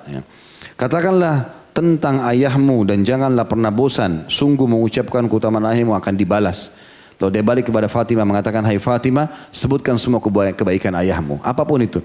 Karena menyebutkan kebaikannya dan menyampaikan ajarannya adalah ibadah. Kubur ayahmu adalah penghulu semua kubur. Di dalamnya terdapat penghulu manusia sang Rasul. Artinya tidak usah khawatir karena kuburan ayahmu kuburan yang terbaik. Dan di dalamnya manusia yang terbaik. Dan jiwanya masih terus, sampai situ syairnya. Kemudian penulis mengatakan dan jiwanya masih terus rindu kepada kematian agar dapat berjumpa dengan Rasulullah SAW. Semenjak itu dia berdoa kepada Allah SWT mengatakan, ya Allah, bila memang ajalku sudah saatnya tiba maka matikanlah karena aku ingin bersama Nabi SAW di akhirat sana. Dan sudah saya jelaskan teman-teman, para sahabat Nabi Ridwanullahi alaihim punya satu poin penting yang mungkin kita harus terapkan dalam kehidupan kita. Banyak orang sedih dengan terjadinya kematian. Itu sesuatu normal kalau hanya sedih biasa. Tapi kita harus paham teman-teman sebagai seorang muslim. Rukun iman kita yang kelima, iman kepada hari kiamat. Rentetannya dari mulai menghadapi kematian sampai masuk surga dan neraka. Satu paket, gak bisa dipisahin. Mati, masuk kuburan, pembangkitan, hisab, kemudian surga dan neraka. Satu paket, ini rukun iman. Gak bisa kita pungkiri masalah itu. Tapi para sahabat memahami ini lebih dalam daripada kita. Sampai-sampai seseorang di antara mereka kalau mau meninggal dan akan didatangi oleh teman-temannya sambil mereka berkata, berita gembira buat kamu. Orang sudah mau mati dikatakan berita gembira. Lalu kemudian mereka menjelaskan kenapa. Karena sebentar lagi engkau akan bertemu dengan Allah, engkau akan bertemu dengan Rasulullah SAW, engkau akan menerima hasil-hasil dari amalmu. Begitu yakinnya mereka kalau mati adalah kebaikan. Tapi bagi orang beriman. Jadi mati bagi orang beriman adalah awal segalanya. Karena kita sedang menuju kepada kehidupan abadi. Dan kematian bagi orang kafir adalah akhir segalanya. Adalah akhir segalanya. Ini harus difahami teman-teman. Kematian seseorang yang sedang terjadi, walaupun itu orang kita cintai, dia tidak hilang, tapi dia sedang pindah alam saja. Karena salah satu kerabat kami, rupanya anaknya kemarin meninggal di atas pesawat yang tenggelam. Salah satu korban, nangis-nangis ibunya. Telepon saya. Kemudian saya bicara. Saya diminta sama kerabat tolong nasihatin. Karena ibunya kayak masih belum bisa menerima. Maka saya bahasakan dengan baik-baik. Saya bilang maaf, saya jelaskan. Yang paling pertama sekali, ada namanya ajal dalam agama. Ajal. Ajal itu batas umur. Bukan cuma kita, semua benda di alam semesta ini punya ajal. Dan kalau sudah tiba ajalnya tidak akan pernah terlambat. Kalau orang itu, anak itu, walaupun tidak sedang di pesawat pada saat jatuh, dia lagi di rumah, dia lagi di pasar, pasti mati di detik itu. Itu konsep dasar Islam. Jadi apa yang terjadi yang merupakan sebab, itu bahan cerita manusia. Supaya ada bahan pembicaraannya. Sebab saja, oh ini orang jatuh, oh ini orang begini. Tapi memang sudah takdir Allah, ajalnya datang pada saat. Kalau belum ajal tidak akan meninggal. Yang kedua, orang meninggal, kalau tenggelam pun, ya, itu bagian daripada mati syahid dengan izin Allah SWT. Karena begitu dalam hadis, mati tenggelam pun adalah mati syahid, sama dengan kebakaran, sama dengan yang lain-lainnya. Kemudian yang ketiga, nah ini tidak hilang saya bilang. Kalau ada pemahaman orang kalau meninggal dia hilang, berarti dia belum beriman kepada rukun iman yang kelima, iman kepada hari kiamat. Orang yang meninggal teman-teman hanya mendahului kita menuju ke akhirat, kehidupan abadi. Kita pun akan seperti mereka. Tinggal tunggu siapa di antara kita lebih dulu ke liang lahatnya. Asal tiketnya sama, iman dan amal soleh ketemu, pasti ketemu. Nggak boleh kita ragu. Itu rukun iman. Kita pasti teman-teman masuk ke dalam surga dengan izin Allah kalau beriman, dan orang kafir pasti masuk neraka. Dan semua disampaikan oleh Allah dan Rasulnya benar. Tidak ada keraguan dalam masalah itu. Itulah yang merupakan kelebihan yang dimiliki oleh Abu Bakar radhiyallahu anhu dan sahabat-sahabat Nabi yang lain. Mereka sangat yakin dengan janji-janji Allah Subhanahu wa taala. Ya. Akhirnya tiba juga saatnya Abu Sufyan radhiyallahu anhu meninggal dunia, dan beliau pada saat akan meninggal dunia itu sempat melakukan beberapa jenis ibadah yang dinukil oleh para ulama. Di antaranya adalah ia sempat melakukan ibadah haji, ya. Bahkan sebagian ahli sejarah, bahkan dari sahabat Nabi sendiri yang masih waktu itu menyatakan dia mati syahid. Karena pada saat dia lagi haji, kemudian dia lagi tahallul, rupanya ada semacam kutil di bagian kepalanya, itu kena oleh tukang cukur dan berdarahnya, dia meninggal gara-gara itu. Maka dinukil bahwasanya oleh sebagian ulama dikatakan dalam riwayat-riwayat yang diriwayatkan oleh Hisham bin Urwah dari ayahnya, ia mengatakan Rasulullah SAW bersabda, ya, Abu Sufyan bin Harith adalah pemimpin para pemuda di surga, ya, pemimpin para pemuda penghuni surga, ya. Maka dari sabda Nabi SAW ini, sebagian ulama hubungkan hadis ini dengan kejadian yang pada saat dia mati. Ada jaminan surga dari Nabi SAW, maka mereka mengatakan ia pergi menunaikan ibadah haji, lalu tukang cukur mencukur rambutnya, sementara di kepalanya ada kutil, lalu ia memotongnya, tukang cukur tersebut, kemudian ia meninggal dunia lantaran hal tersebut. Mereka beranggapan, maksudnya para sahabat Nabi, bahwasanya ia mati syahid.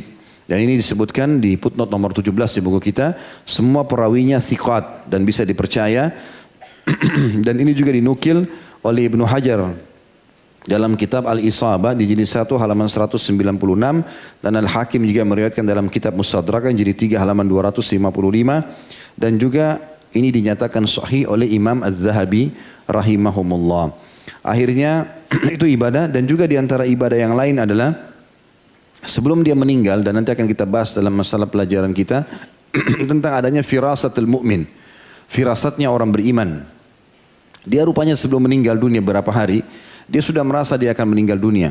Maka dia pun menggali liang lahatnya sendiri sambil dia dalam 3 hari mewasiatkan istri dan anak-anaknya, mengatakan, jangan kalian menangisi aku karena semenjak saya masuk Islam sudah tidak pernah lagi saya berbuat dosa. Akhirnya dia meninggal setelah dia mengatakan kemungkinan besar aku akan meninggal berapa hari lagi, maka jangan tangisi aku. Kemudian berapa hari kemudian betul dia meninggal dan dikubur di liang lahat yang sudah dia buat itu.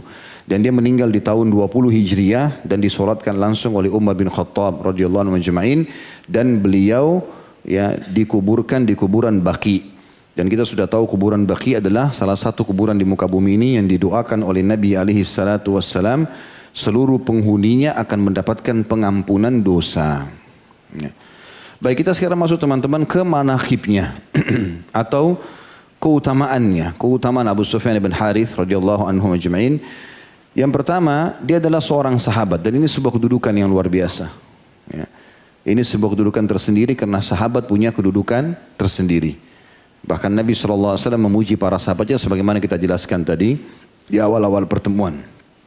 Yang kedua, dia termasuk dari Quraisy, suku Nabi SAW, dan dia termasuk paman atau sepupu Nabi SAW, anak paman Nabi SAW, dan juga saudara susuan Nabi.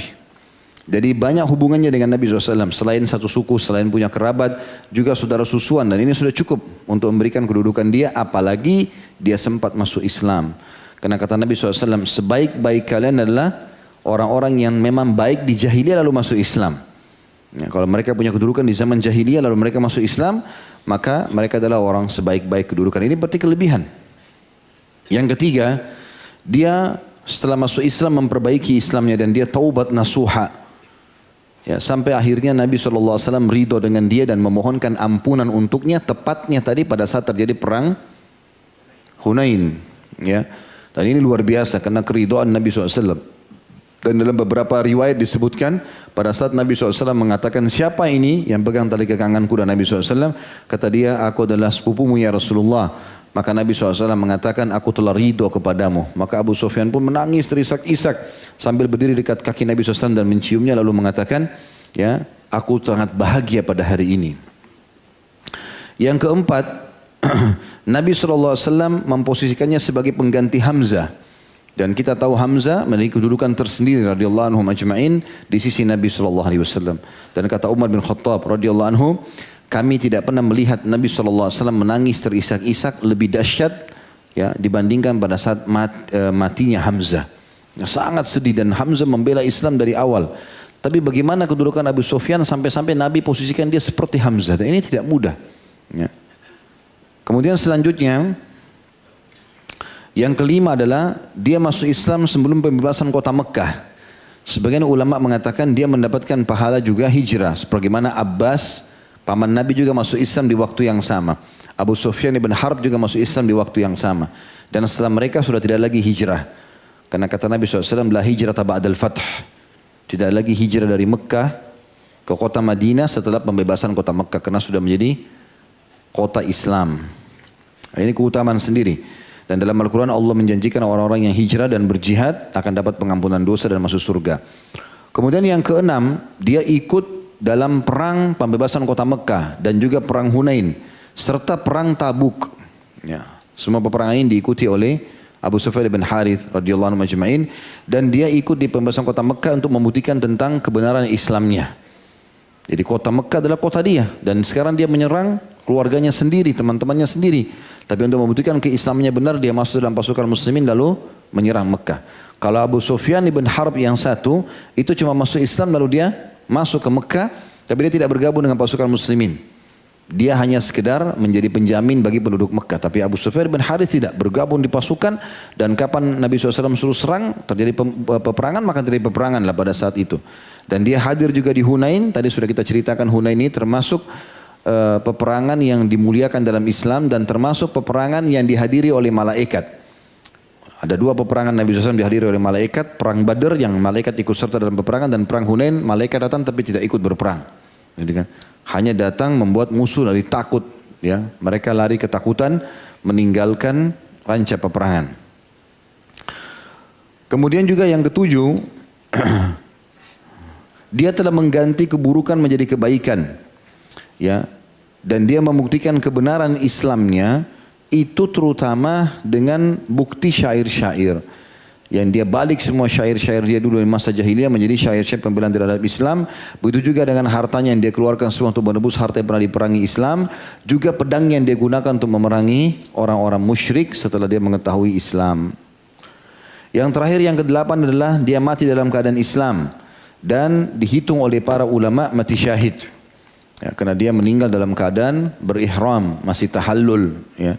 Dan kata Nabi SAW, siapa yang meninggal dalam keadaan berihram, maka kuburlah ia dengan ihramnya, karena dia akan dibangkitkan nanti bertalbiyah di hari kiamat. Ya, makanya dianggap mereka adalah orang-orang yang mati syahid, ya, karena tidak butuh kain kafan lagi, dengan ihramnya saja. Ya, seperti itulah. Dan dia terlukis seperti itu. Dan juga saking mulianya, dia termasuk dalam kemuliaan adalah disolati langsung oleh Umar ibn Khattab radhiyallahu anhu. Ya, dan Umar bin Khattab tidak mensolati sembarangan orang, gitu kan. Ini berarti memiliki kedudukan, ya, yang luar biasa di sisi para sahabat. Sekarang kita masuk teman-teman ke hal yang kita simpulkan dari semua apa yang kita sampaikan, dan ini yang paling penting dari bahasan kita. Tentu saja tadi penting juga biografi beliau dan segala macam, tapi yang kita tidak kalah penting pelajaran yang bisa kita ambil supaya kita bisa terapkan dalam kehidupan sehari-hari kita. Yang pertama, kita mengulangi lagi perkataan bahwasanya sahabat memiliki kedudukan. Dan bagaimanapun kesalahan yang pernah mereka lakukan sebelum masuk Islam tetap bukan menjadi tolok ukur. Tapi tolok ukur setelah mereka masuk Islam, dan terbukti hampir semua mereka. Kalau kita tidak katakan semuanya mereka yang tadinya membenci Islam, ya, kita katakan semuanya mereka yang membenci Islam setelah masuk Islam justru terbalik membela Islam. Pernah kita ceritakan juga Ikrimah bin Abi Jahal, Umar bin Khattab, dan beberapa sahabat-sahabat Nabi yang lain. Dan ini pelajaran penting teman-teman sekalian, karena ini menandakan taubat nasuha, bukan seperti yang dilakukan oleh sebagian orang. Mereka mengatakan Islam, mereka syahadat, mereka sudah mulai mempelajari Islam, tapi ternyata dalam praktek lapangannya beda. Nah, mereka tidak melakukan itu. Ini kedudukan sahabat yang pertama. Yang kedua, Islam hanya menghakimi seseorang sesuai dengan keadaan akhir hidupnya. Dan Islam tidak melihat masa lalu seseorang. Yang pertama tadi adalah kedudukan sahabat.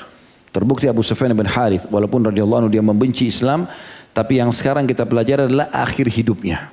Awal kisah tadi hanya menceritakan masa lalunya, dan itu sudah terhapuskan dengan pemaafan Nabi SAW dan juga bagaimana kiprahnya dalam mempertahankan Islam, bahkan terhitung mati syahid di akhir hidupnya radhiyallahu anhu, dan beliau sendiri menukil perkataannya mengatakan kepada keluarganya, jangan kalian tangisi saya karena saya sama sekali ya tidak pernah berbuat dosa setelah masuk Islam, dan ini kedudukan tersendiri. Islam akan menilai akhir hidup seseorang, terutama istiqomahnya.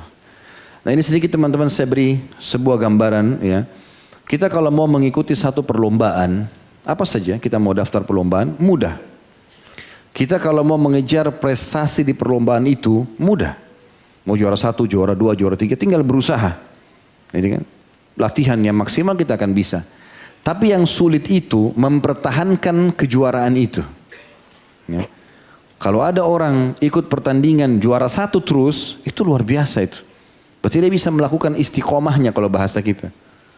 Bagaimana dia bisa mempertahankan kedudukan itu.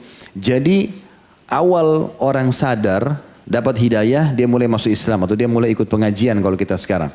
Itu sudah langkah yang bagus. Kemudian mulailah dia menerapkan dalam hidupnya peraturan-peraturan agama. Itu juga sudah bagus. Gitu kan? Tetapi yang paling penting dari semua ini bagaimana istiqomah di situ. Tidak kendor. Tidak ada lagi namanya berubah. Atau dalam bahasa agama kita futur. Setahun baik, setahun tidak baik. Sebulan baik, sebulan tidak baik. Atau dia masih mencampur baukan antara kebaikan dan keburukan. Saya temukan banyak orang-orang ngomongnya luar biasa kalau ngomong. Dalil-dalilnya banyak. Begitu masuk ke dalam kehidupannya pelanggaran agama banyak sekali ini. Gitu. Dan akhirnya pembicaraan yang dia ucapkan dengan ini beda gitu. Ini bahaya sekali. Bicara A tapi di belakangnya berbeda gitu kan. Dan ini tercontohkan dalam kehidupan mereka. Maka ini sama sekali berbahaya. Ini keluar daripada jalur istiqomah. Istiqomah yang benar teman-teman adalah bagaimana seseorang betul-betul menangkap ilmu agama yang benar. Lalu dia terapkan dalam kehidupannya dan bertahan sampai ajal datang. Itu dicontohkan oleh para sahabat. Kemudian yang ketiga teman-teman sekalian. Yang kedua ini yang masalah istiqomah ini dan Islam menilai akhir kehidupan seseorang sesuai dengan hadis Nabi SAW ya. Ada hadis diriwayatkan oleh Imam Bukhari, al-amal bil khawatim. Amal-amal itu akan dinilai Allah sesuai dengan yang terakhir dilakukan. Ya. Makanya juga ada hadis Nabi SAW yang berbunyi, ada seseorang antara kalian yang beramal dengan amal-amal ahli surga. Sampai tidak ada jarak antara dia dengan surga kecuali 1 jengkal saja. Kemudian terlintaslah takdir dia melakukan perbuatan ahli neraka, kufur misalnya, maka masuklah di dalam neraka. Dan ada orang melakukan perbuatan ahli neraka terus saja sampai tidak ada lagi jarak antara dia dengan neraka cuma 1 jengkal. Lalu terlintaslah takdir dia, artinya dia melakukan amal baik, ya, dia masuk Islam misalnya setelah dia kufur sekian lama, dia taubat, kemudian dia meninggal dalam keadaan tersebut, maka masuklah dia ke dalam surga. Gitu kan? Makanya teman-teman menjaga amal itu penting.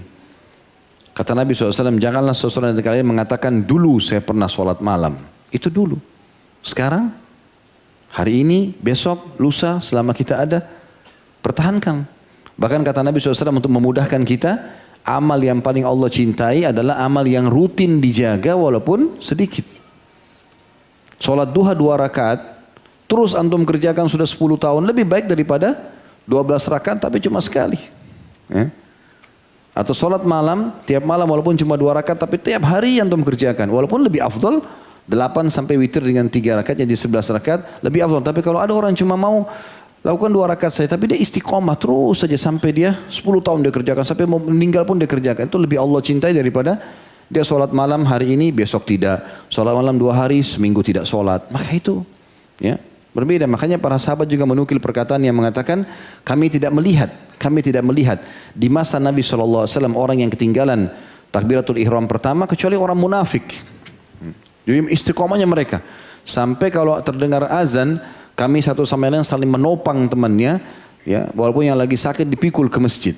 Kemudian dia sholat sambil memegang pundak temannya. Jadi mereka menjaga istiqomah itu. Ya. Keistiqomahan ini penting sekali untuk dijaga. Yang ketiga teman-teman sekalian, ada riwayat yang saya mau sampaikan di sini. Saya sudah tulis ya, riwayat Imam Bukhari. Salah satu contoh berbahayanya amal yang ditutup dengan keburukan ini adalah riwayat Imam Bukhari dari Sahal bin Sa'ad As-Sa'idi radhiyallahu anhu. Beliau mengatakan, kami pernah melihat bersama Nabi SAW seorang laki-laki yang memerangi musyrikin. Dan dia sangat luar biasa di hadapan musyrikin. Menebas sana dan menebas sini. Sampai Nabi SAW mengatakan tentang dia. Karena ada sahabat-sahabat yang kagum. Kata Nabi SAW, Man ahabban yandura ila rajuli min ahli nar fal yandur ila hadha. Siapa yang mau lihat penghuni neraka, ini orangnya. Di medan perang. Sahabat bingung, kok bisa Nabi bilang ini ahli neraka? Jelas-jelas dia orangnya memerangi musuh segala macam. Dikatakan fatabi'ahu rajul, maka seorang laki-laki mengikutinya. Falam yazal ala dzalika hatta juriha fastajala al-maut. Maka terus diikuti sampai akhirnya dia terluka dan akhirnya dia membunuh dirinya sendiri. Faqala bi dhibabati sayfihi fawada'a baina thaddayhi. Kemudian orang itu pun memegang ujung pedangnya lalu menancapkan di dadahnya. Kemudian tembuslah sampai ke belakangnya. Dikatakan di sini sampai akhirnya kharaja min baini katifaihi, keluar sampai ke punggungnya. Faqala Nabi SAW, Innal abda la ya'malu fima yaran nasu min amali ahli jannah wa innahu la min ahli nar. Ketahuilah, kata Nabi SAW, setelah sahabat itu tadi ada yang orang itu terbunuh ya. Ya, dalam riwayatnya dikatakan dia bilang waktu dia tusuk badannya, aku berperang untuk kaumku, bukan untuk agama. Jelas Nabi SAW waktu dia jenazahnya sambil mengatakan kepada para sahabat, Innal abda ya la ya'malu fima yaran nasu min amali ahli jannah wa innahu la min ahli nar. Ketahuilah ada banyak orang kelihatannya perbuatannya ahli surga, tapi ternyata dia termasuk ahli neraka. Wa ya'mal fima yaran nasu amala ahli nar wa huwa min ahli jannah. Ada juga orang sebaliknya. Dia mungkin dilihat adalah dari perbuatannya penghuni neraka, tapi ternyata dia termasuk penghuni surga. Wa innal a'mala bikhawatimiha. Dan ketahuilah amal-amal itu dinilai dari akhir dia menutup hidupnya. Ya, dan ini termasuk hal yang mendasar yang harus kita hati-hati sekali teman-teman sekalian, karena amal-amal itu harus dijaga dan istiqamah. Dikatakan juga dalam hadis yang lain, kata Nabi SAW, janganlah kalian terkagum dengan amalan seseorang sampai kalian melihat akhir hayatnya. Karena mungkin saja seseorang beramal pada suatu waktu dengan amalan soleh, yang seandainya ia mati maka ia akan masuk surga. Akan tapi ia berubah dan mengamalkan amalan buruk. Mungkin saja seseorang beramal pada suatu waktu dengan amalan buruk, yang seandainya ia mati maka ia akan masuk neraka. Akan tapi ia berubah dan beramal dengan amal soleh. Oleh karenanya apabila Allah menginginkan suatu kebaikan bagi seseorang hamba, Allah akan memberinya petunjuk sebelum ia meninggal, yaitu memberinya taufik untuk beramal soleh. Lalu ia meninggal dunia dengan amal itu. Hadis sahih riwayat Imam Ahmad. Ya, jadi ini artinya kita tidak boleh tergesa-gesa memvonis orang. Ya. Kalau ada perbuatan dia salah, kita nasihatin, kita luruskan. Tapi jangan langsung divonis menjadi ahli neraka. Ya. Karena kita tidak tahu, walaupun orang itu dasarnya jahat. Kecuali orang itu jelas-jelas meninggal dalam keadaan kufur atau kefasikannya banyak, ya sudah. Berlaku padanya hukum-hukum gitu. Kemudian Nabi SAW sering membaca doa tadi saya katakan ya muqallibal qulub tsabbit qalbi ala dinik. Ini terus Nabi SAW ulangi untuk mengokohkan keistiqomahan beliau dalam agama, dan ini contoh bagi umatnya. Dan tentu teman-teman sekalian yang perlu digarisbawahi kata sebagian ulama, memulai sesuatu mudah tetapi mempertahankannya adalah target utama. Sebagaimana saya jelaskan tadi poin tersebut ya. Baik, sekarang kita masuk teman-teman ke yang ketiga pelajarannya. Tadi yang pertama kedudukan sahabat. Yang kedua, bagaimana Islam memandang akhir hidup seseorang ya, dan pentingnya istiqomah. Yang ketiga, keutamaan taubat nasuha dalam Islam dan bagaimana seseorang memastikan tanda-tanda taubatnya diterima, berubahnya keadaannya dari buruk menjadi baik. Ya, dan itu harus secara zahir dan batin. Secara zahir dan batin, yang kelihatan dan juga yang ada dalam hatinya. Ya, bukan setengah-setengah. Ya. Dan ini banyak sekali dalilnya. Bagi teman-teman yang sudah melakukan dosa sebanyak apapun, sebesar apapun, seberat apapun, renungi ini. Firman Allah Subhanahu wa taala dalam surah Az-Zumar, dan ini ayat yang paling mulia. Saya subhanallah setiap membaca ayat ini merasa gembira sekali, karena hampir semua, bukan cuma hampir semua umat Islam yang melakukan dosa asal mereka sempat taubat, Allah sudah sebutkan. Dalam surah Az-Zumar, surah nomor 39 ayat 53. Allah berfirman, A'udzubillahi minasyaitonirrajim. Qul ya ibadiyalladzina asrafu ala anfusihim la taqnatu min rahmatillah. Innallaha yaghfirudz dzunuba jami'a. Innahu huwal ghafurur rahim. Yang artinya, katakanlah hai Muhammad kepada hamba-hambaku, khusus Allah katakan alladzina asrafu ala anfusihim. Orang yang sudah terlanjur melampaui batas. Kata ulama tafsir, tidak ada dosa yang tidak dilakukan. Bahkan kalau perlu sudah keluar dari Islam, lalu dia mau masuk Islam kembali. Asrafu ala anfusihim, melampaui batas. La taqnatu min rahmatillah. Jangan putus asa dari rahmat Allah. Tidak ada kata-kata Allah tidak akan ampuni. Bahkan dalam hadis Bukhari, hati-hati teman-teman. Walaupun kita tahu masa lalu orang, di sebelah kita di pengajian dulu kita tahu masa lalunya, sekarang sudah baik. Jangan pernah menghina dia. Ya, apalagi kita mengatakan kau tidak akan diampuni sama Allah. Saya tahu masa lalumu kok. Nggak boleh itu. Kata Nabi SAW dalam hadis Qudsi, hadis Bukhari, Allah berfirman, ya, ada seorang hamba ya, yang mengatakan kepada hamba yang lain, Allah tidak akan mengampunimu, maka Allah marah kepadanya. Allah mengatakan, siapa orang ini berani benar melampaui keputusanku? Maka ketahuilah, aku telah mengampuni orang yang dia katakan tidak diampuni dan aku sudah hancurkan amalnya orang yang mengatakan itu. Tidak boleh kita vonis orang lain tidak akan diampuni. Sejahat apapun dia. Asal dia mau tobat nasuha, selesai. Gitu kan? Maka ini penting teman-teman sekalian. Dan sesungguhnya Allah mengampuni, ya dikatakan innallaha yaghfirudz dzunuba jami'a. Bahasa jami'a dalam bahasa Arab ini tidak terkecuali. Allah mengampuni semua dosa. Kata ulama tafsir, besar, kecil, sengaja, tidak sengaja, samar, nyata, semua bersih. Ya, mau durhaka sama orang tua kah, mau syirik kepada Allah kah, mau berzina sekian puluh kali kah. Yang penting fahami, dosa ada dua macam. Ya. Ada dosa yang merupakan haknya Allah dan ada dosa yang merupakan haknya manusia atau makhluk. Kalau haknya Allah dilihat lagi, dibagi dua lagi oleh para ulama. Kalau haknya Allah subhanahu wa ta'ala yang tidak membutuhkan atau tidak ada hubungannya dengan masalah qada, ya, harus diganti. Seperti orang berzina, haknya Allah dia langgar. Dia berzina, Allah haramkan, tidak boleh.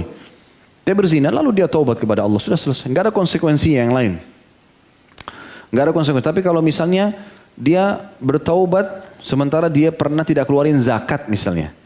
Atau dia punya utang Ramadan. Utang Ramadan ini masih selisih di antara ulama. Kalau dia tinggalkan secara sengaja dengan orang yang, ya, atau dia tidak tahu dengan orang yang tahu, beda berbanding hukum yang jelas. Kalau ada hubungannya dengan masalah qada, maka dia taubat dan dia mengqadanya, gitu kan? Begitu pula dengan haknya manusia, ada dua macam. Kalau hak itu adalah perusakan citra, kita pernah ghibah, fitnah, gunjing ya, fitnah, mencaci maki, merendahkan, semua masalah ini, maka kita harus memperbaiki citra itu. Harus minta maaf dan perbaiki citranya. Lebih baik malu di dunia daripada malu di akhirat. Karena di akhirat tidak bisa lagi ucapan maaf. Yang ada adalah kasih bayar dengan pahala.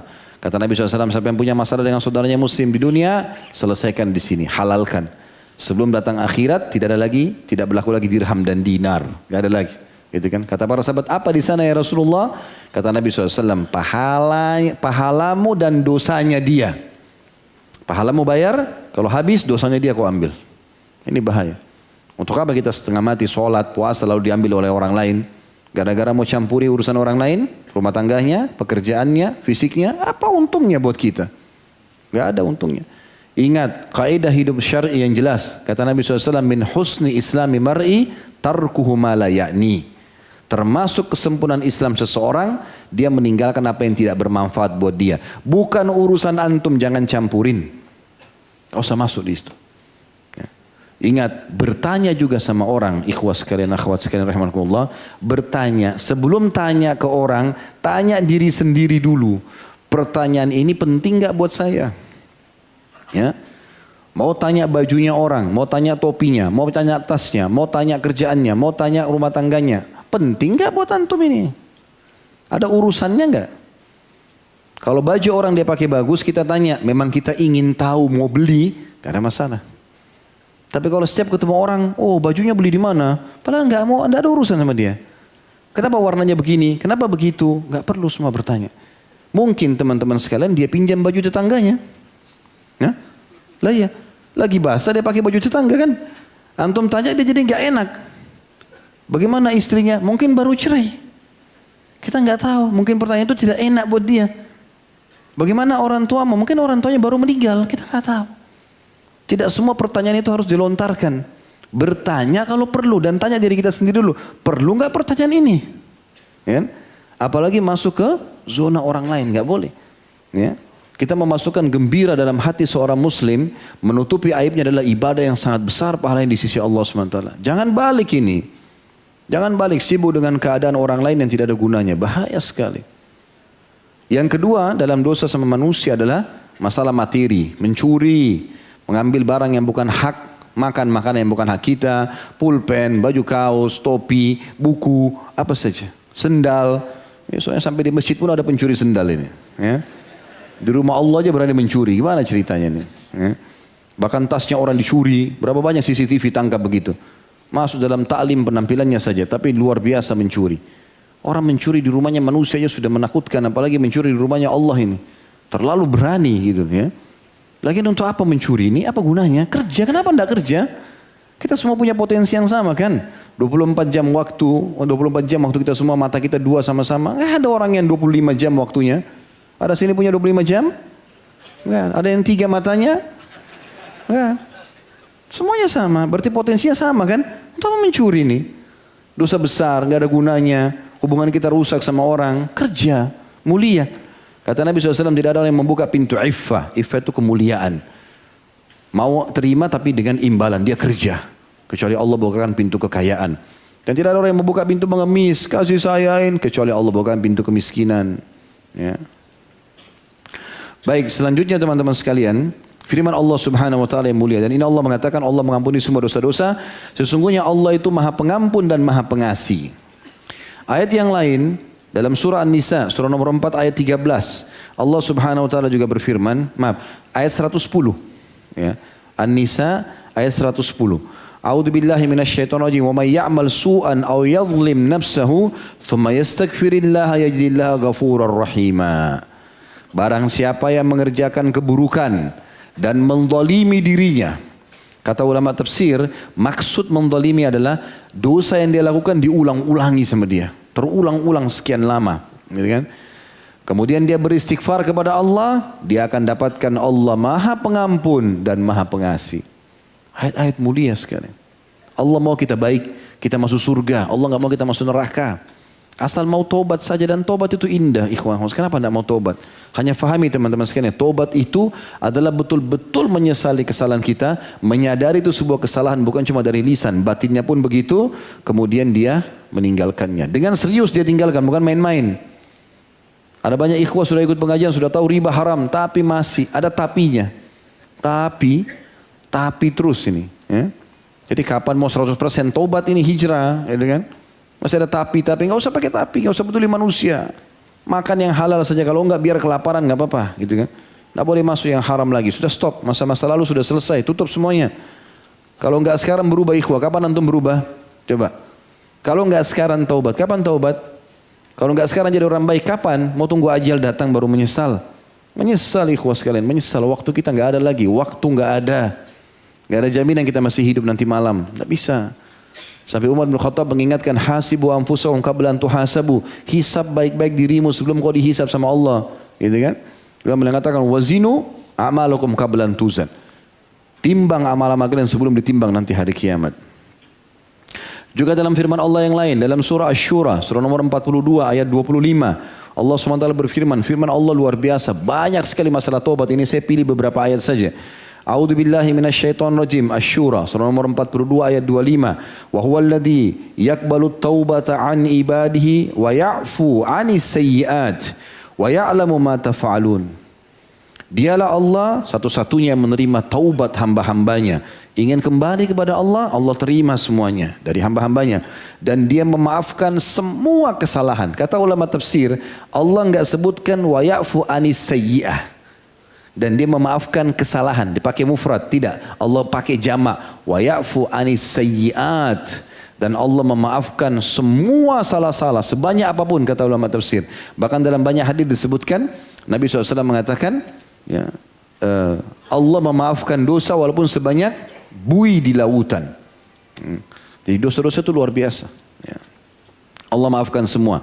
Dan kalau ada yang mengatakan, tapi kan dosa saya banyak. Allah bilang di penutupan ayat, wa ya'lamu ma taf'alun. Allah lebih tahu apa yang kalian kerjakan. Ya. Kenapa dikerjakan? Kenapa terulang? Itu lebih tahu.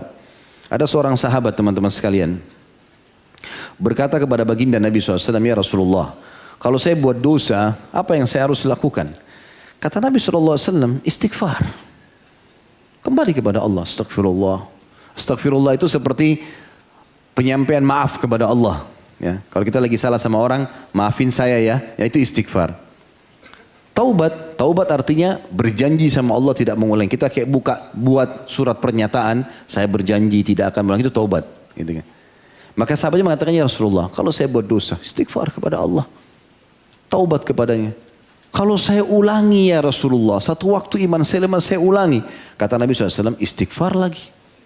Taubatlah kepada Allah. Asal yang pertama kau jujur, setelah ini terjadi lagi ya sudah. Kalau saya ulangi lagi ya Rasulullah. Kata Nabi, ini sebenarnya sahabat itu tidak buat. Kata Nabi SAW, istighfar dan taubatlah. Lalu Nabi SAW mengatakan, Allah tidak akan jenuh sampai kalian jenuh. Kalau kalian sudah jenuh, baru Allah jenuh. Subhanallah. Artinya ini Allah SWT punya sifat yang baik semuanya. Tapi Nabi SAW berikan gambaran kalau Allah SWT terus saja menerima taubat hamba-hambanya. Ini sebuah keutamaan yang sangat luar biasa yang harusnya tidak luput dari kita teman-teman sekalian. Firman Allah yang lain juga disebutkan di dalam surah Maryam. Surah nomor 19 ayat 60 sampai 61. A'udzubillahi minasyaitonir rajim. Dan ini pertengahan ayat ya. Illa man taba wa amana wa amila salihan faulaika yadkhulunal jannata wa la yudlamuna syai'a. Kecuali orang-orang yang taubat. Ini tentang orang meninggalkan sholat ya. Orang meninggalkan sholat, orang lari di surah Maryam ini. Kemudian kata Allah SWT, kecuali orang yang taubat, ya dia beriman lalu dia tahu. Kecuali orang yang taubat lalu dia beriman dan beramal saleh, maka mereka pasti pada saat meninggal masuk ke dalam surga dan tidak ada kezaliman sedikit pun bagi dia. Itu ayat 60. Lalu Allah sebutkan surga yang dijanjikan itu. Jannati adnin allati wa'adar rahmanu ibadahu bil ghaib innahu kana wa'duhu ma'tiya. Ketahuilah surga Aden, surga yang penuh dengan keindahan, dijanjikan oleh Zat yang Maha Penyayang ya, kepada hamba-hambanya secara gaib, dan itu janjinya pasti akan datang. Jadi saksi bahasan kita adalah orang yang taubat, beriman dan beramal saleh, mereka pasti masuk surga.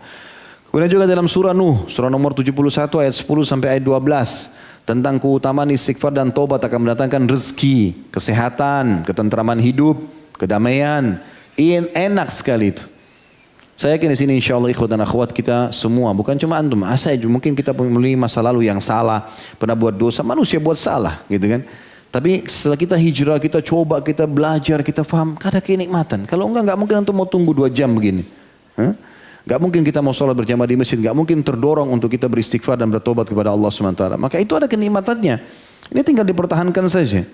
Allah mengatakan melalui lisan Nuh alaihissalam, A'udzubillahi minasyaitonir rajim, faqul istaghfiru rabbakum innahu kana ghaffara. Aku berkata kepada kaumku, ya Allah, istighfarlah kalian kepada Tuhan kalian karena Dia Maha Pengampun. Sebesar apapun dosa kalian Dia akan maafkan. Manfaatnya yursilis sama alaikum idrara. Maka Dia akan turunkan dari langit air yang deras, maksudnya hujan lebat. Karena dengan hujan tumbuh-tumbuhan akan hidup ya. Kemudian hewan-hewan hidup, manusia hidup. Hujan dibutuhkan oleh manusia. Makna yang lain kata ulama tafsir, diturunkan dari langit rezeki yang luas. Kemudian ayat 12-nya, wa yumditkum bi amwalin wa banin wa yaj'al lakum jannatin wa yaj'al lakum anhara. Dan Dia otomatis dengan istighfar itu akan memperbanyak harta kalian dan keturunan kalian, juga memberikan kepada kalian kebun-kebun yang lebat dan juga sungai-sungai yang banyak. Kemudian surah Al-Imran, surah nomor 3 ayat 16. A'udzu billahi minasyaitonir rajim. Alladzina yaqulun rabbana innana amanna faghfir lana dzunubana wa qina adzabannar. Ya, Allah SWT mengajarkan kita salah satu cara beristighfar selain astaghfirullah wa atubu ilaih. Kan lafaznya macam-macam, astaghfirullahal azim alladzi la ilaha illa huwal hayyul qayyum wa atubu ilaih. Allahumma anta rabbi la ilaha illa anta khalaqtani wa ana abduka wa ana ala ahdika wa wa'dika mastata'at a'udzubika min syarri ma sana'at abu'u laka bi ni'matika alayya wa abu'u bidhanbi faghfir li fa innahu la yaghfiru dhunuba illa ant rabbi ighfir li wa li walidayya rabbi ighfir li wa li walidayya kama rabbayani shaghira. Juga di sini ada Rabbana innana amanna faghfir lana dhunubana wa qina adzabannar. Ya Allah, kami sudah beriman, ya, kata Allah, orang-orang yang mengucapkan ini diampuni dosanya. Mereka mengatakan Rabbana innana amanna, wahai Tuhan kami sudah beriman, faghfir lana dzunubana wa qina adzabannar. Maka ampunilah dosa-dosa kami dan selamatkanlah kami dari api neraka. Syekh Utsaimin rahimahullah menekankan bahwasanya taubat nasuha memiliki 5 syarat mutlak. Ya. Yang pertama adalah ikhlas. Betul-betul makna ikhlas adalah mengharapkan pahala dari taubat itu serta takut akan azab Allah, ya. Bila tidak taubat akan dihukum. Itu maknanya ikhlas. Jadi bukan hanya mengatakan sama temannya, sama istrinya, sama suaminya, sama orang tuanya, iya saya mau taubat. Bukan itu, gak cukup. Harus seseorang betul-betul dia dari hatinya mengharapkan pahala dari taubat itu. Dianggap betul-betul jadikan taubat itu ibadah. Kemudian dia takut kalau dia tidak sempat taubat, maka azab Allah akan datang. Ini sudah masyhur tentunya hadis Nabi SAW yang masyhur dalam hadis Abu Daud, Inna Allah la yakbalu amalan illa ma kana khalisan liwajhi. Allah tidak akan menerima perbuatan kecuali yang ikhlas karenanya. Yang kedua, penyesalan dilandasi dengan ilmu dan keyakinan. Menyesal, tapi menyesalnya bukan karena ketahuan. Ya. Menyesal bukan karena terpaksa. Menyesal bukan karena tidak enak. Ya, sama orang-orang. Sama atasan, sama pasangan hidup. Ada banyak orang begitu, selingkuh ketahuan. Nangis-nangis depan pasangannya, tapi karena itu saja. Makanya dia ulangi lagi. Syekh Utsaimin rahimahullah detail sekali mengatakan penyesalan harus diikuti dengan ilmu agama. Tahu memang harus syarat daripada taubat nyesal. Oh ini salah. Itulah yang penting. Kemudian keyakinan penuh bahwasanya memang ini syarat taubat. Dan dia yakin dengan dia menyesal maka akan jadi tameng yang kuat untuk mengulangi permasalahan itu. Jadi tidak akan ulangi lagi dosanya. Yang ketiga, meninggalkan dosa itu seketika dengan tulus. Ini kalimat tulus perlu digarisbawahi nih. Jangan meninggalkan dosa karena tidak ada kesempatan. Ya. Kalau ada orang tidak jadi berzina karena tidak ada lagi orang yang bisa diajak berzina, ya, itu bukan taubat namanya, gitu kan? Atau tobat lisan, tapi masih ada yang nyangkut perbuatan dosanya. Ya. Saya tahu ada beberapa orang ikhwah begitu, ngomongnya luar biasa. Begitu ketemu ternyata masih terlilit riba ini. Dan masih buka pintu riba. Kok aneh ini? Dan buka pintu riba ini uniknya bicaranya, iya saya lupa Ustadz. Asyik betul lupa ini. Lupa riba. Bagaimana caranya lupa? Padahal dia dulu tahu itu haram dan ditinggalkan. Tapi bahasa lupa ini gimana caranya? Walaupun saya sebenarnya tidak bertanya awalnya, tapi karena ada penjelasan dari dia, maka saya heran kenapa antum bisa terjerumus lagi nih? Dan jelas-jelas sudah ditinggalkan, gitu kan? Jadi subhanallah ada orang begitu, karena tidak tulus. Meninggalkan itu harus dengan tulus. Meninggalkan lawan jenisnya berzina karena tahu ini haram dalam Islam. Tinggalkan. Mau apapun godaannya datang, tidak. Selesai. Ya. Yang keempat, tekad untuk tidak mengulanginya. Jadi berjanji kepada Allah antara dia dengan Allah SWT dalam hatinya tidak akan mengulanginya. Ini harus betul-betul tulus dia kepada Allah SWT. Yang kelima, dia bertaubat bukan di masa yang sudah tidak diterima taubat lagi. Seperti misalnya pada saat terbitnya matahari dari barat, ya sudah muncul tanda-tanda hari kiamat besar ya. Tanda-tanda kiamat besar tentu kalau masih keluar dajjal, masih kabut, masih keluarnya dabah hewan melata, masih ada longsor yang terjadi, masih diterima semua taubat. Tapi kalau sudah terbit matahari dari barat, sudah selesai. Kata Nabi SAW dalam hadis sahih, ya, riwayat Bukhari Muslim, taubat diterima selama matahari belum terbit dari barat. Ya. Begitu juga sebelum yang kedua, sebelum ruh. Tapi ini secara umum ya, berarti selama itu belum ada masih bisa terima taubat. Kalau secara khusus, ini Syekh Utsaimin tekankan mengatakan kalau secara khusus adalah pada saat ruh sudah sampai di tenggorokan. Kata Nabi SAW, taubat diterima selama Belum sampai ke tenggorokan. Karena ruh itu akan ditarik terus keluar melewati tenggorokan. Seperti itulah. Ya. Dan selama 5 syarat ini insya Allah dipenuhi, maka taubatnya akan diterima oleh Allah subhanahu wa ta'ala. Allah subhanahu wa ta'ala menyebutkan juga dalam surah Al-Imran, surah nomor 3, 135. Ini kita tutup dalilnya dengan ini ya. Dalam masalah taubat. Yang bunyinya, A'udzubillahi minasyaitonir rajim, walladzina idza fa'alu fahishatan aw zalamu anfusahum dzakarullaha fastaghfaru lidzunubihim wa may yaghfiru dzunuba illallah wa lam yusirru ala ma fa'alu hum ya'lamun. Tadabburi ayat ini teman-teman. Artinya, kata Allah, dan orang-orang yang apabila terjerumus dalam fahisha. Artinya kata ulama tafsir, dia sudah mulai ada niat mau buat dosa itu. Kata sebagian ulama, sudah mulai menyentuh dosa itu. Sudah mulai lagi mau berzina, sudah mulai lagi mau berbohong, sudah mulai lagi mau riba. Sudah mau kembali, kata Allah, dan mereka-mereka yang kalau melakukan, baik sudah mau terjerumus atau sedang terjerumus dalam dosa itu, ataupun zalamu anfusahum, menzalimi diri mereka, sudah taubat kembali lagi, zakarullah, mereka tiba-tiba ingat Allah. Kata ulama tafsir, Allah ingatkan dalam diri mereka tentang Allah. Takut nih dosa nih. Apa yang terjadi? Fastaghfaru lidzunubihim. Lalu mereka beristighfar terhadap dosa mereka. Kata ulama tafsir, langsung dia tinggalkan lawan jenisnya, kebohongannya, ribanya. Langsung istighfar kepada Allah dan meninggalkan. Lalu Allah mengatakan, wa may yaghfiru dzunuba illallah. Kalau begitu keadaannya, maka tidak ada yang tidak Allah ampuni dosanya. Walam yusirru ala ma fa'aluhum ya'lamun. Lalu setelah itu mereka tidak lagi melakukan atau ingin melakukan dosa-dosa itu. Ya. Kita lanjut lagi teman-teman sekalian ke yang keempat. Tentang masalah keselamatan itu, ini ibrah dan pelajaran yang keempat. Yang pertama tadi kedudukan sahabat, yang kedua Islam melihat akhir amal seseorang dan bagaimana istiqomah itu dalam Islam. Yang ketiga keutamaan taubat nasuha dalam Islam dan bagaimana seorang mengganti keburukan menjadi kebaikan. Dan ini kita ambil pelajaran dari Abu Sufyan radhiyallahu anhu, beliau mengganti keburukannya dengan kebaikan. Ini juga sudah pernah saya berikan masukan ya. Kalau antum pernah mentraktir teman-teman di masa jahiliyah ke karaoke, ke diskotik, berzina, minta kepada Allah petunjuk. Kalau bisa teringat dulu kita pernah keluarkan biaya berapa, sedekahkan sekarang untuk menutupi kesalahan itu. Kemudian yang keempat, keselamatan itu ada dalam mengikuti Nabi SAW. Tidak ada keselamatan di muka bumi ini, seseorang akan selamat, bahagia, tentram, ya, menjadi sukses kecuali mengikuti Nabi SAW. Mengikuti Nabi SAW itu menjadi penyebab datangnya cintanya Allah, keselamatan, kebahagiaan, punya panduan hidup. Ya. Allah SWT menyebutkan, sudah memerintahkan Nabi SAW untuk menyebutkan di dalam Al-Quran. Allah kekalkan. A'udzu billahi minasyaitonir rajim. Qul in kuntum tuhibbunallaha fattabi'uni yuhibbukumullah yaghfir lakum dzunubakum.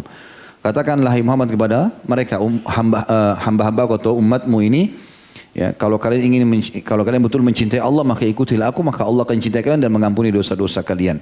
Dan sekian banyak sekali ya dalil-dalil yang berhubungan dengan mengikuti Nabi SAW ini. Banyak sekali ayat, dan itu hak Nabi SAW untuk kita ikuti. Dan juga Nabi SAW sendiri menyebutkan, tidak akan beriman seorang dari kalian sampai dia menjadikan hawa nafsunya mengikuti apa yang aku bawa. Gitu kan? Beliau juga mengatakan SAW dalam hadis sahih, ya, tidak akan beriman seorang dari kalian sampai dia menjadikan aku lebih dicintai daripada dirinya, keluarganya dan hartanya. Sampai Umar bin Khattab radhiyallahu anhu waktu dengar ini, berjalan bersama Nabi SAW. 2 keledai lagi jalan, Nabi SAW dan Umar bin Khattab radhiyallahu anhu. Lalu Umar mengatakan, ya Rasulullah, setelah dengar hadis ini, saya mencintai anda dari segala hal kecuali diri saya. Harta siap saya kasih, keluarga saya tinggalkan kalau anda perintahkan, kecuali diri saya.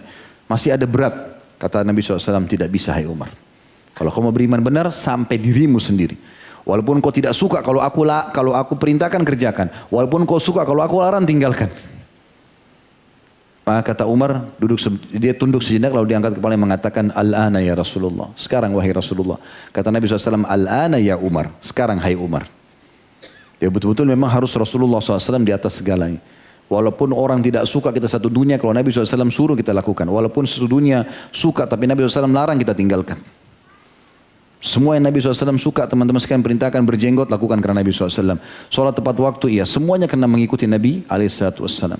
Ini kebahagiaan, ketentraman, dan ini yang diperintahkan dalam agama.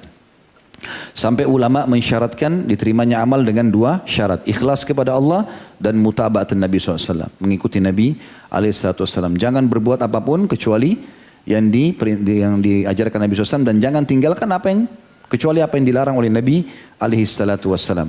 Yang kelima, bolehnya menyebutkan syair dalam Islam. Ya. Asal syair-syair itu bagus dan bermanfaat. Ya. Nabi SAW dalam surah Asy-Syu'ara disebutkan, tidak dibolehkan oleh Allah SWT untuk menyebutkan syair. Gitu kan? Tapi itu khusus untuk Nabi SAW. Agar tidak bercampur baur antara syair dengan ayat-ayat Al-Quran, sabda-sabda Nabi SAW, gitu kan. Tapi Nabi SAW membolehkan para sahabat dan Allah SWT membolehkan itu. Maka Nabi SAW biarkan Hasan ibn Thabit membalas tadi Abu Sufyan ibn Harith. Kemudian Abu Sufyan ibn Harith radhiyallahu anhu majma'in pada saat masuk Islam membela Nabi SAW. Dan banyak penyair-penyair dari kalangan sahabat yang menyebutkan itu. Bahkan di perang Khandak, para sahabat melantunkan syair-syair. Ya. Mereka mengatakan, Allahumma la isya illa isyatal akhirah, Allahumma gfir lil muhajirin wal ansar. Ya Allah, tidak ada kehidupan kecuali kehidupan akhirat, dan ya Allah ampunilah muhajirin dan ansar. Dan hampir seluruh sahabat 1000 orang di Khandak melantunkan syair tersebut. Dan Nabi SAW membolehkan itu untuk memberikan semangat kepada mereka, gitu kan. Dan hampir semua dalam histori jihad, medan jihad dari sahabat, dari tabi'in, dari zaman Nabi SAW, sahabat, tabi'in, mereka biasanya memanggil atau mengajak para orang-orang qurra, pembaca Al-Quran yang suaranya bagus, para orang-orang yang memberi motivasi yang bagus, dan para penyair untuk memotivasi pasukan agar mau mempertahankan agama Allah. Kemudian yang keenam, ya, yang bisa diambil pelajaran juga adalah kedudukan kerabat Nabi alaihissalatu wassalam. Ya, karena di sini adalah kerabat Nabi alaihissalatu wassalam. Selama mereka beriman kepada Allah SWT, mereka punya kedudukan. Nabi SAW mengingatkan, ithrati, keluargaku, keturunanku. Nabi SAW mengingatkan itu. Selama mereka dalam keadaan benar, maka mereka didukung. Tentu kalau mereka dalam keadaan salah, diingatkan. Kalau dalam keadaan kufur, tentu ini juga ditinggalkan. Seperti terjadi ya Abu Lahab, paman Nabi SAW. Di antara paman Nabi kan ada yang meninggal dalam keadaan kufur. Abu Lahab dan Abu Talib. Pada saat Nabi SAW itu jadi Nabi, jadi ada 4 paman Nabi yang hidup. 2 masuk Islam, 2 kafir. Abu Lahab sama Abu Talib meninggal dalam keadaan kufur, sementara Hamzah dan Abbas meninggal dalam keadaan Islam. Radhiyallahu anhum ajma'in. Itulah. Jadi kerabat-kerabat Nabi SAW punya kedudukan dalam Islam. Bagaimana kita membacakan salawat kepada mereka pada saat kita sedang tahiyat. Allahumma salli ala Muhammadin wa ala ali Muhammad. Kita berikan salam kepada mereka. Dan ahli sunnah wal jamaah, orang yang paling menghormati keluarga Nabi SAW. Tapi pada porsi dan tempat yang tepat. Pada saat mereka benar didukung, pada saat salah diingatkan. Gitu kan? Tapi mereka punya kedudukan di mata kaum muslimin. Ya, sebagaimana Nabi SAW sebutkan tentang Abu Sufyan radhiyallahu anhu, dia adalah bagian dari salah satu dari keluargaku yang terbaik. Kemudian selanjutnya yang ketujuh adalah adanya atau dibolehkan dalam Islam susuan, saudara susuan. Ini tentu saya tidak akan jelaskan panjang lebar lagi dalil-dalilnya karena cukup panjang lebar saya jelaskan dulu ya pada saat menjelaskan sahabat Nabi Salim Maula Abi Hudzaifah.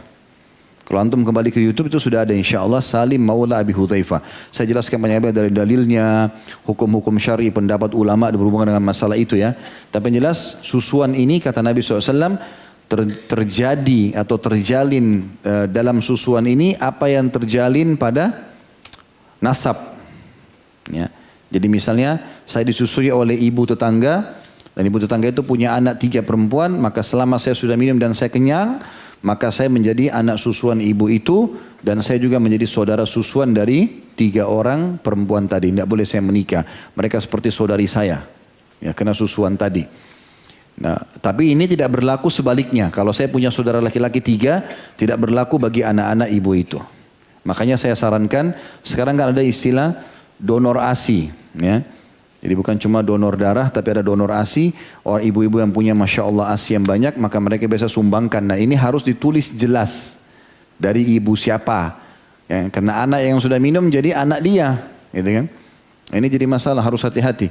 Dan kalau sudah menjadi saudara susuan terjadi seperti mahram. Ingat itu. Pernah di zaman Nabi SAW dalam hadis Bukhari ada 2 orang menikah. Sudah saling suka nih. Laki-laki sama perempuan. Pas selesai akad nikah. Ada satu ibu-ibu datang lalu mengatakan, ya Rasulullah, nih 2 orang yang baru anda nikahkan nih, saya dulu susuin mereka berdua nih. Nggak ada hubungan kerabat, tapi dua-dua ini susuan saya. Maka Nabi SAW pisahkan. Nggak boleh lagi jadi suami istri. Padahal baru sudah akad nikah. Ya. Nah, ini harus hati-hati. Makanya kita tidak boleh sembarangan memberikan ASI bagi akhwat kita, ummahat kita, hati-hati masalah ini. Dan kita pun kalau misalnya ada akhwat yang tadi menyumbang sembarangan tanpa memberikan namanya, ini berbahaya. Atau menerima ASI sembarangan tanpa mengetahui sumbernya. Karena anak kita jadi mahramnya dia. Dan anak-anak dia jadi mahram anak kita. Ini jadi hukum syar'i tersendiri. Makanya harus hati-hati ya. Dan ini juga punya kedudukan sendiri dalam Islam. Karena berlaku baginya apa yang berlaku bagi nasab. Ya. Kemudian teman-teman yang terakhir yang kita akan bahas juga, ada poin dulu yang sebelum terakhir ini, masalah poin yang ke-8 ya. Tentang masalah dihukuminya orang yang mati dalam keadaan ihram mati syahid kalau meninggal. Sebagaimana para sahabat menghakimi Abu Sufyan bin Harith mati syahid. Pada saat tadi dia lagi tahallul lalu kutil kepalanya. Ya, luka kemudian dia meninggal gara-gara itu dianggap dia mati syahid. Maka dikuburlah dia dengan baju ihramnya. Dan ini juga keutamaan orang yang meninggal dalam keadaan ihram. Sebagaimana sabda Nabi SAW, siapapun yang meninggal dalam keadaan ihram maka kuburlah mereka dengan baju ihram itu karena mereka akan dibangkitkan dalam kondisi bertalbiyah. Ya. Kemudian yang terakhir teman-teman sekalian tentang masalah adanya firasatul mu'min. Ini sedikit kita akan titik beratkan dulu bahasannya. Masalah firasatul mu'min ini teman-teman adalah hal yang mendasar. Sebenarnya ada hadis Nabi SAW yang diperselisihkan oleh para ulama tentang masalah kesahihannya. Ada yang mendhaifkannya, nah, bahkan ada yang menghakiminya sebagai hadis yang maudhu. Tapi ada juga yang menghasankannya. Ya, khilaf di antara ahli hadis masalah itu. Yaitu hadis Nabi SAW yang berbunyi, berhati-hatilah kalian terhadap firasat orang mukmin sebab ia melihat dengan cahaya Allah. Hadis ini riwayatkan Tirmidzi dari Abu Sa'id Al-Khudri. Ya. Hadis ini dibersihkan oleh para ulama. Ada yang mengkategorikan sebagai hadis yang maudhu seperti Ibnu Qayyim dan yang lainnya. Tapi ada juga yang menghasankannya seperti Ibnu Hajar, Al-Haythami, As-Suyuti, Asy-Syaukani dan yang beberapa yang lainnya. Yang jelas teman-teman sekalian, hadis ini bagi yang memeganginya sebagai hadis yang diterima, ya, hati-hatilah kalian dengan firasat orang mukmin karena dia melihat dengan cahaya Allah. Ini cukup banyak diceritakan oleh para ulama tentang masalah kisah-kisah berhubungan dengan masalah itu. Yang ternyata ini ada, gitu kan.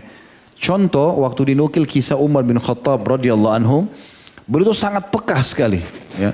Sangat peka dan jeli sekali. Dan beliau bisa tepat dalam apa yang dia ucapkan. Jadi feelingnya itu betul-betul peka sekali. Beliau pernah mengirim pasukan ke wilayah Persia dan pasukan itu lagi menyerang. Lalu Umar bin Khattab merasa gelisah. Dia pun naik ke atas mimbar, lalu dia teriak di atas mimbar sementara dia ceramah kepada sahabat yang ada di Madinah. Dia mengatakan, wahai pasukanku, naiklah kalian ke bukit, ke bukitlah. Bahasa begitu. Orang di Madinah belum faham apa ini. Umar bin Khattab bicara masalah apa ini. Nah, orang lagi di masjid disuruh ke bukit, gimana ceritanya nih? Ya. Tapi orang belum faham. Subhanallah, setelah pulang pasukan itu dari Persia, baru Umar bin Khattab biasa punya tradisi radhiyallahu anhu suka dudukin orang yang diutus pergi datang mendakwahi satu kaum atau pergi berperang, disuruh datang dikumpulin orang. Nih ceritain pengalaman kalian secara keimanan apa nih? Gitu. Maka ceritalah Umar bin Khattab tanya pasukan ini, apa yang kalian hadapi pada saat sedang di kancah peperangan? Dia bilang, ya Amir Mukminin, kami terdesak sekali. Musuh dari depan, musuh dari belakang. Jumlah kami kecil, jumlah mereka sangat besar. Dan pada saat kami tidak tahu lagi harus membuat apa, tiba-tiba kami dengar suara Anda mengatakan, wahai pasukanku ke bukitlah. Dan di sebelah kiri kami ada bukit, kami nggak pernah berpikir itu. Setelah dengar suara Anda entah dari mana sementara Anda di Madinah, maka tiba-tiba kami pun naik ke atas bukit dan kami berhasil menjadikan sebagai benteng kami mengalahkan musuh dari atas bukit itu. Ini sebagian ulama menukil mengatakan ini firasat Umar radhiyallahu anhu. Bagaimana Allah SWT memberikan dia firasat seperti itu. Juga dinukil bahwasanya Abu Yusuf ini muridnya Abu Hanifah, Pernah saya ceritakan kisahnya sebagian, tapi ini kisah yang lain gitu. Pernah satu kali Abu Yusuf ini lagi duduk bersama Harun al-Rashid, salah satu khalifah Abbasi. Kalau tidak salah antara tahun 227 Hijriah, Harun al-Rashid ini berkuasa. Yang jelas dia pernah duduk sama Abu Yusuf. Abu Yusuf dianggap ulama besar pada saat itu, dipanggillah makan oleh Harun al-Rashid khalifah. Lalu dikeluarkanlah makanan namanya faluja. Makanan ini makanan mewah, dimakan oleh raja-raja saja. Dan makanan ini kacang-kacangan dibuat sedemikian rupa begitu sedap sekali. Dan biasanya dicelupkan di minyak. Dan minyak ini dibuat juga dari fustuk. Fustuk itu kayak kacang juga, kacang mahal gitu ya. Jadi digoreng sedemikian rupa, sebelum dibuat ada minyaknya lalu dicelupin lalu dimakan. Mewah sekali lah pada saat itu. Maka tiba-tiba Amir Mu'minin waktu itu, Harun Rashid mengatakan kepada Abu Yusuf, ya, dia bilang, hai Abu Yusuf, makanlah ini. Ini faluja dan ini ya ada dicelupkan di minyak fustuk gitu. Ya. Ini cuma kami tidak tiap hari siapkan ini, cuma waktu tertentu dan ini kebetulan Anda datang. Tiba-tiba Abu Yusuf ketawa. Ya. Tawa dia tiba-tiba. Lalu Harun Rashid mengatakan, kenapa Anda tertawa? Dia bilang, sebentar Amir Mu'minin, izinkan saya selesaikan ketawa saya dulu. Gitu. Dia ketawa lagi gitu kan. Harun Rashid penasaran, kenapa Anda ketawa? Dia bilang, izinkan sebentar, saya selesaikan dulu. Ketawa terbahak-bahak dia gitu. Tapi ketawa itu sambil akhir ketawa meneteskan air mata. Kata Harun Rashid, kenapa? Coba ceritakan kepada saya. Dia bilang, subhanallah, saya teringat guru saya Abu Hanifah, rahimahullah. Gitu kan. Kata Harun Rashid, kenapa? Apa kisahnya? Dia bilang, kisahnya begini. Ayah saya, kata Abu Yusuf, namanya Ibrahim bin Habib. Abu Yusuf ini namanya Yakub. Ayahnya namanya Ibrahim bin Habib. Jadi Yakub bin Ibrahim bin Habib gitu. Dia mengatakan, Yakub bin Ibrahim bin Habib ya. Dia mengatakan ayah saya Ibrahim bin Habib ini dulu selalu saja waktu dia meninggal dunia, ibu saya selalu membawa saya untuk menjadi pekerja, tukang binatu ya. Ya buat-buat benda apa yang bisa kerja, kayu, besi, segala pandai. Itulah kemahiran supaya punya pendapatan karena hidup kami susah. Tapi satu waktu saya melewati halakannya Abu Hanifah di masjid. Saya mampir dengar, kok enak gitu loh. Saya masih kecil dia bilang waktu itu. Masih 10 tahunan. Saya duduk kok enak ya. Saya nyaman merasa bisa hadir di majelis itu. Kemudian ibu saya cari kok sampai nggak ada ini anak. Dicari-cari ketemu di majelisnya Abu Hanifah. Ditarik lagi secara paksa dia bilang. Hampir setiap hari saya seperti itu. Sampai akhirnya ibu saya sudah jenuh. Dan ibu saya mengatakan kepada Abu Hanifah, sungguh anak ini sudah tidak bisa lagi saya bendung untuk bekerja, saya ajak bekerja, selalu mau hadir di majelis Anda saja. Maka kata Abu Hanifah, biarkan saja dia ibu. Karena kalau dia ikut belajar denganku, maka dia nanti satu waktu akan makan faluja yang dicelupkan di minyak fustuk. Ya. Kata Abu Hanifah, ini anak masih kecil. Ini anak ini kalau belajar benar nih, maka dia akan makan nanti makanannya raja-raja. Dan kata Abu Yusuf, diulangi lagi pada saat itu, mulai Abu Yusuf sudah mulai pintar beragama, sudah banyak ilmunya. Kata Abu Hanifah, wahai Abu Yusuf, dengan ilmumu sekarang ini, kau akan makan nanti makanan faluja itu dicelupkan dengan minyak fustuk. Kata Abu Yusuf sambil nangis mengatakan, saya terharu karena mengingat guru saya dan saya tertawa dengan firasat dia. Maksudnya bukan tertawa karena menghina tapi karena luar biasa gembira bagaimana Allah buktikan kalau orang mukmin memang punya firasat. Maka Harun Rashid kagum dengan kisah lalu mengatakan, sungguh aku bersumpah ilmu itu benar-benar mengangkat derajat seseorang dan bermanfaat baginya, bagi baik agamanya maupun akhiratnya. Lalu kemudian khalifah pun ikut pada saat itu mendoakan Abu Yusuf dan Abu Hanifah ya. Jadi ini termasuk ya kisah yang dinukil. Kemudian juga diceritakan banyak sekali ya kisah-kisah berhubungan dengan masalah ini. Di antaranya adalah kisah tentang Imam Syafi'i rahimahullah. Imam Syafi'i rahimahullah pernah sedang bersama sahabatnya bernama Muhammad bin Al-Hasan. Muhammad bin Al-Hasan. Jadi dua-duanya ini kebetulan lagi melihat ada orang laki-laki di masjid. Lalu Imam Syafi'i mengatakan, kalau saya lihat orang ini sepertinya tukang kayu. Padahal tidak ada alatnya, tidak ada, cuma duduk. Imam Syafi'i mengatakan, saya lihat orang ini kayaknya tukang kayu. Muhammad bin Hasan, sahabatnya Abu Hanifah, ulama juga mengatakan, kalau saya lihat sepertinya orang ini tukang besi. Jadi mereka cuma mengatakan begitu saja. Perasaan saya mengatakan ini tukang kayu, yang satu mengatakan ini tukang besi. Maka tiba-tiba keduanya sepakat, ayo kita tanya aja. Kira-kira pekerjaannya apa orang ini? Maka waktu ditanya orang tersebut, laki-laki itu langsung mengatakan, saya dulu tukang kayu. Dan sekarang saya ganti profesi menjadi tukang besi. Artinya Imam Syafi'i betul, Muhammad bin Hasan betul. Ya. Lalu kemudian juga dinukil kisah bahwasanya ada seorang laki-laki ahli Al-Quran. Pada saat dia sedang duduk bersama ulama, salah satu ulama itu berkata kepadanya, duduklah, sungguh saya mencium dari perkataanmu bau kekufuran. Dia punya baca Quran, tapi dipanggil sama gurunya. Saya lihat ada sesuatu kekufuran dari kamu ini. Maka laki-laki itu lalu yang tadi Al-Quran diceritakan. Setelah itu ahli Al-Quran itu menceritakan bahwasanya dia mimpi memeluk agama Nasrani. Lalu ditanyakan kepadanya, apakah engkau hafal ayat Al-Quran? Ditanya sama gurunya, dia mengatakan, saya tidak hafal di dalam mimpi itu kecuali firman Allah SWT dalam surah Al-Hijr ayat 2. Orang-orang kafir itu kadang-kadang nanti di akhirat menginginkan sekiranya mereka di dunia kembali kepada Muslim. Maka gurunya mengatakan, kalau begitu isti'adalah kepada Allah dari mimpimu itu. Artinya kalau gurunya tidak bertanya tadi seperti itu, ya tidak mengatakan bahwasanya saya sepertinya merasakan ada kekufuran padamu. Ya dengan begitu, dengan dia merasa itu. Maka muridnya mengatakan, saya tidak tahu apa-apa, tapi memang saya mimpi masuk agama Nasrani. Akhirnya gurunya suruh dia isti'adah dari mimpi itu. Karena bisa saja syaitan datang menggoda dia, seperti itulah. Kemudian Abu Sa'id Al-Kharraz pernah berkata juga, saya pernah melihat seseorang laki-laki fakir di Masjidil Haram. Dia tidak memiliki apa-apa selain pakaian untuk menutupi auratnya saja. Lalu saya menghindar dan menyingkir darinya. Lantas dia yang kusangka fakir tersebut berfirasat tentang aku dan berkata, ketahuilah bahwa Allah mengetahui apa yang ada dalam hatimu, maka takutlah kepadanya. Maka aku pun menyesal atas tindakanku tersebut dan saya beristighfar. Lalu dia berkata, orang yang tadi itu ya, jadi orang ini menemui satu orang di Masjid Haram kelihatannya miskin, bajunya kotor. Kayak ada prasangka dia mengatakan, kayaknya orang ini ya mungkin tidak jaga kebersihan, ada sangka buruk. Tiba-tiba orang itu mendekat lalu mengatakan, hati-hati dengan prasangkaanmu karena Allah, ketahuilah, Allah mengetahui apa yang ada dalam hatimu maka takutlah. Ini firman Allah dalam surah Al-Baqarah ayat 235. Ya, yang artinya, ketahuilah bahwasanya Allah mengetahui apa yang dalam hatimu maka ya takutlah.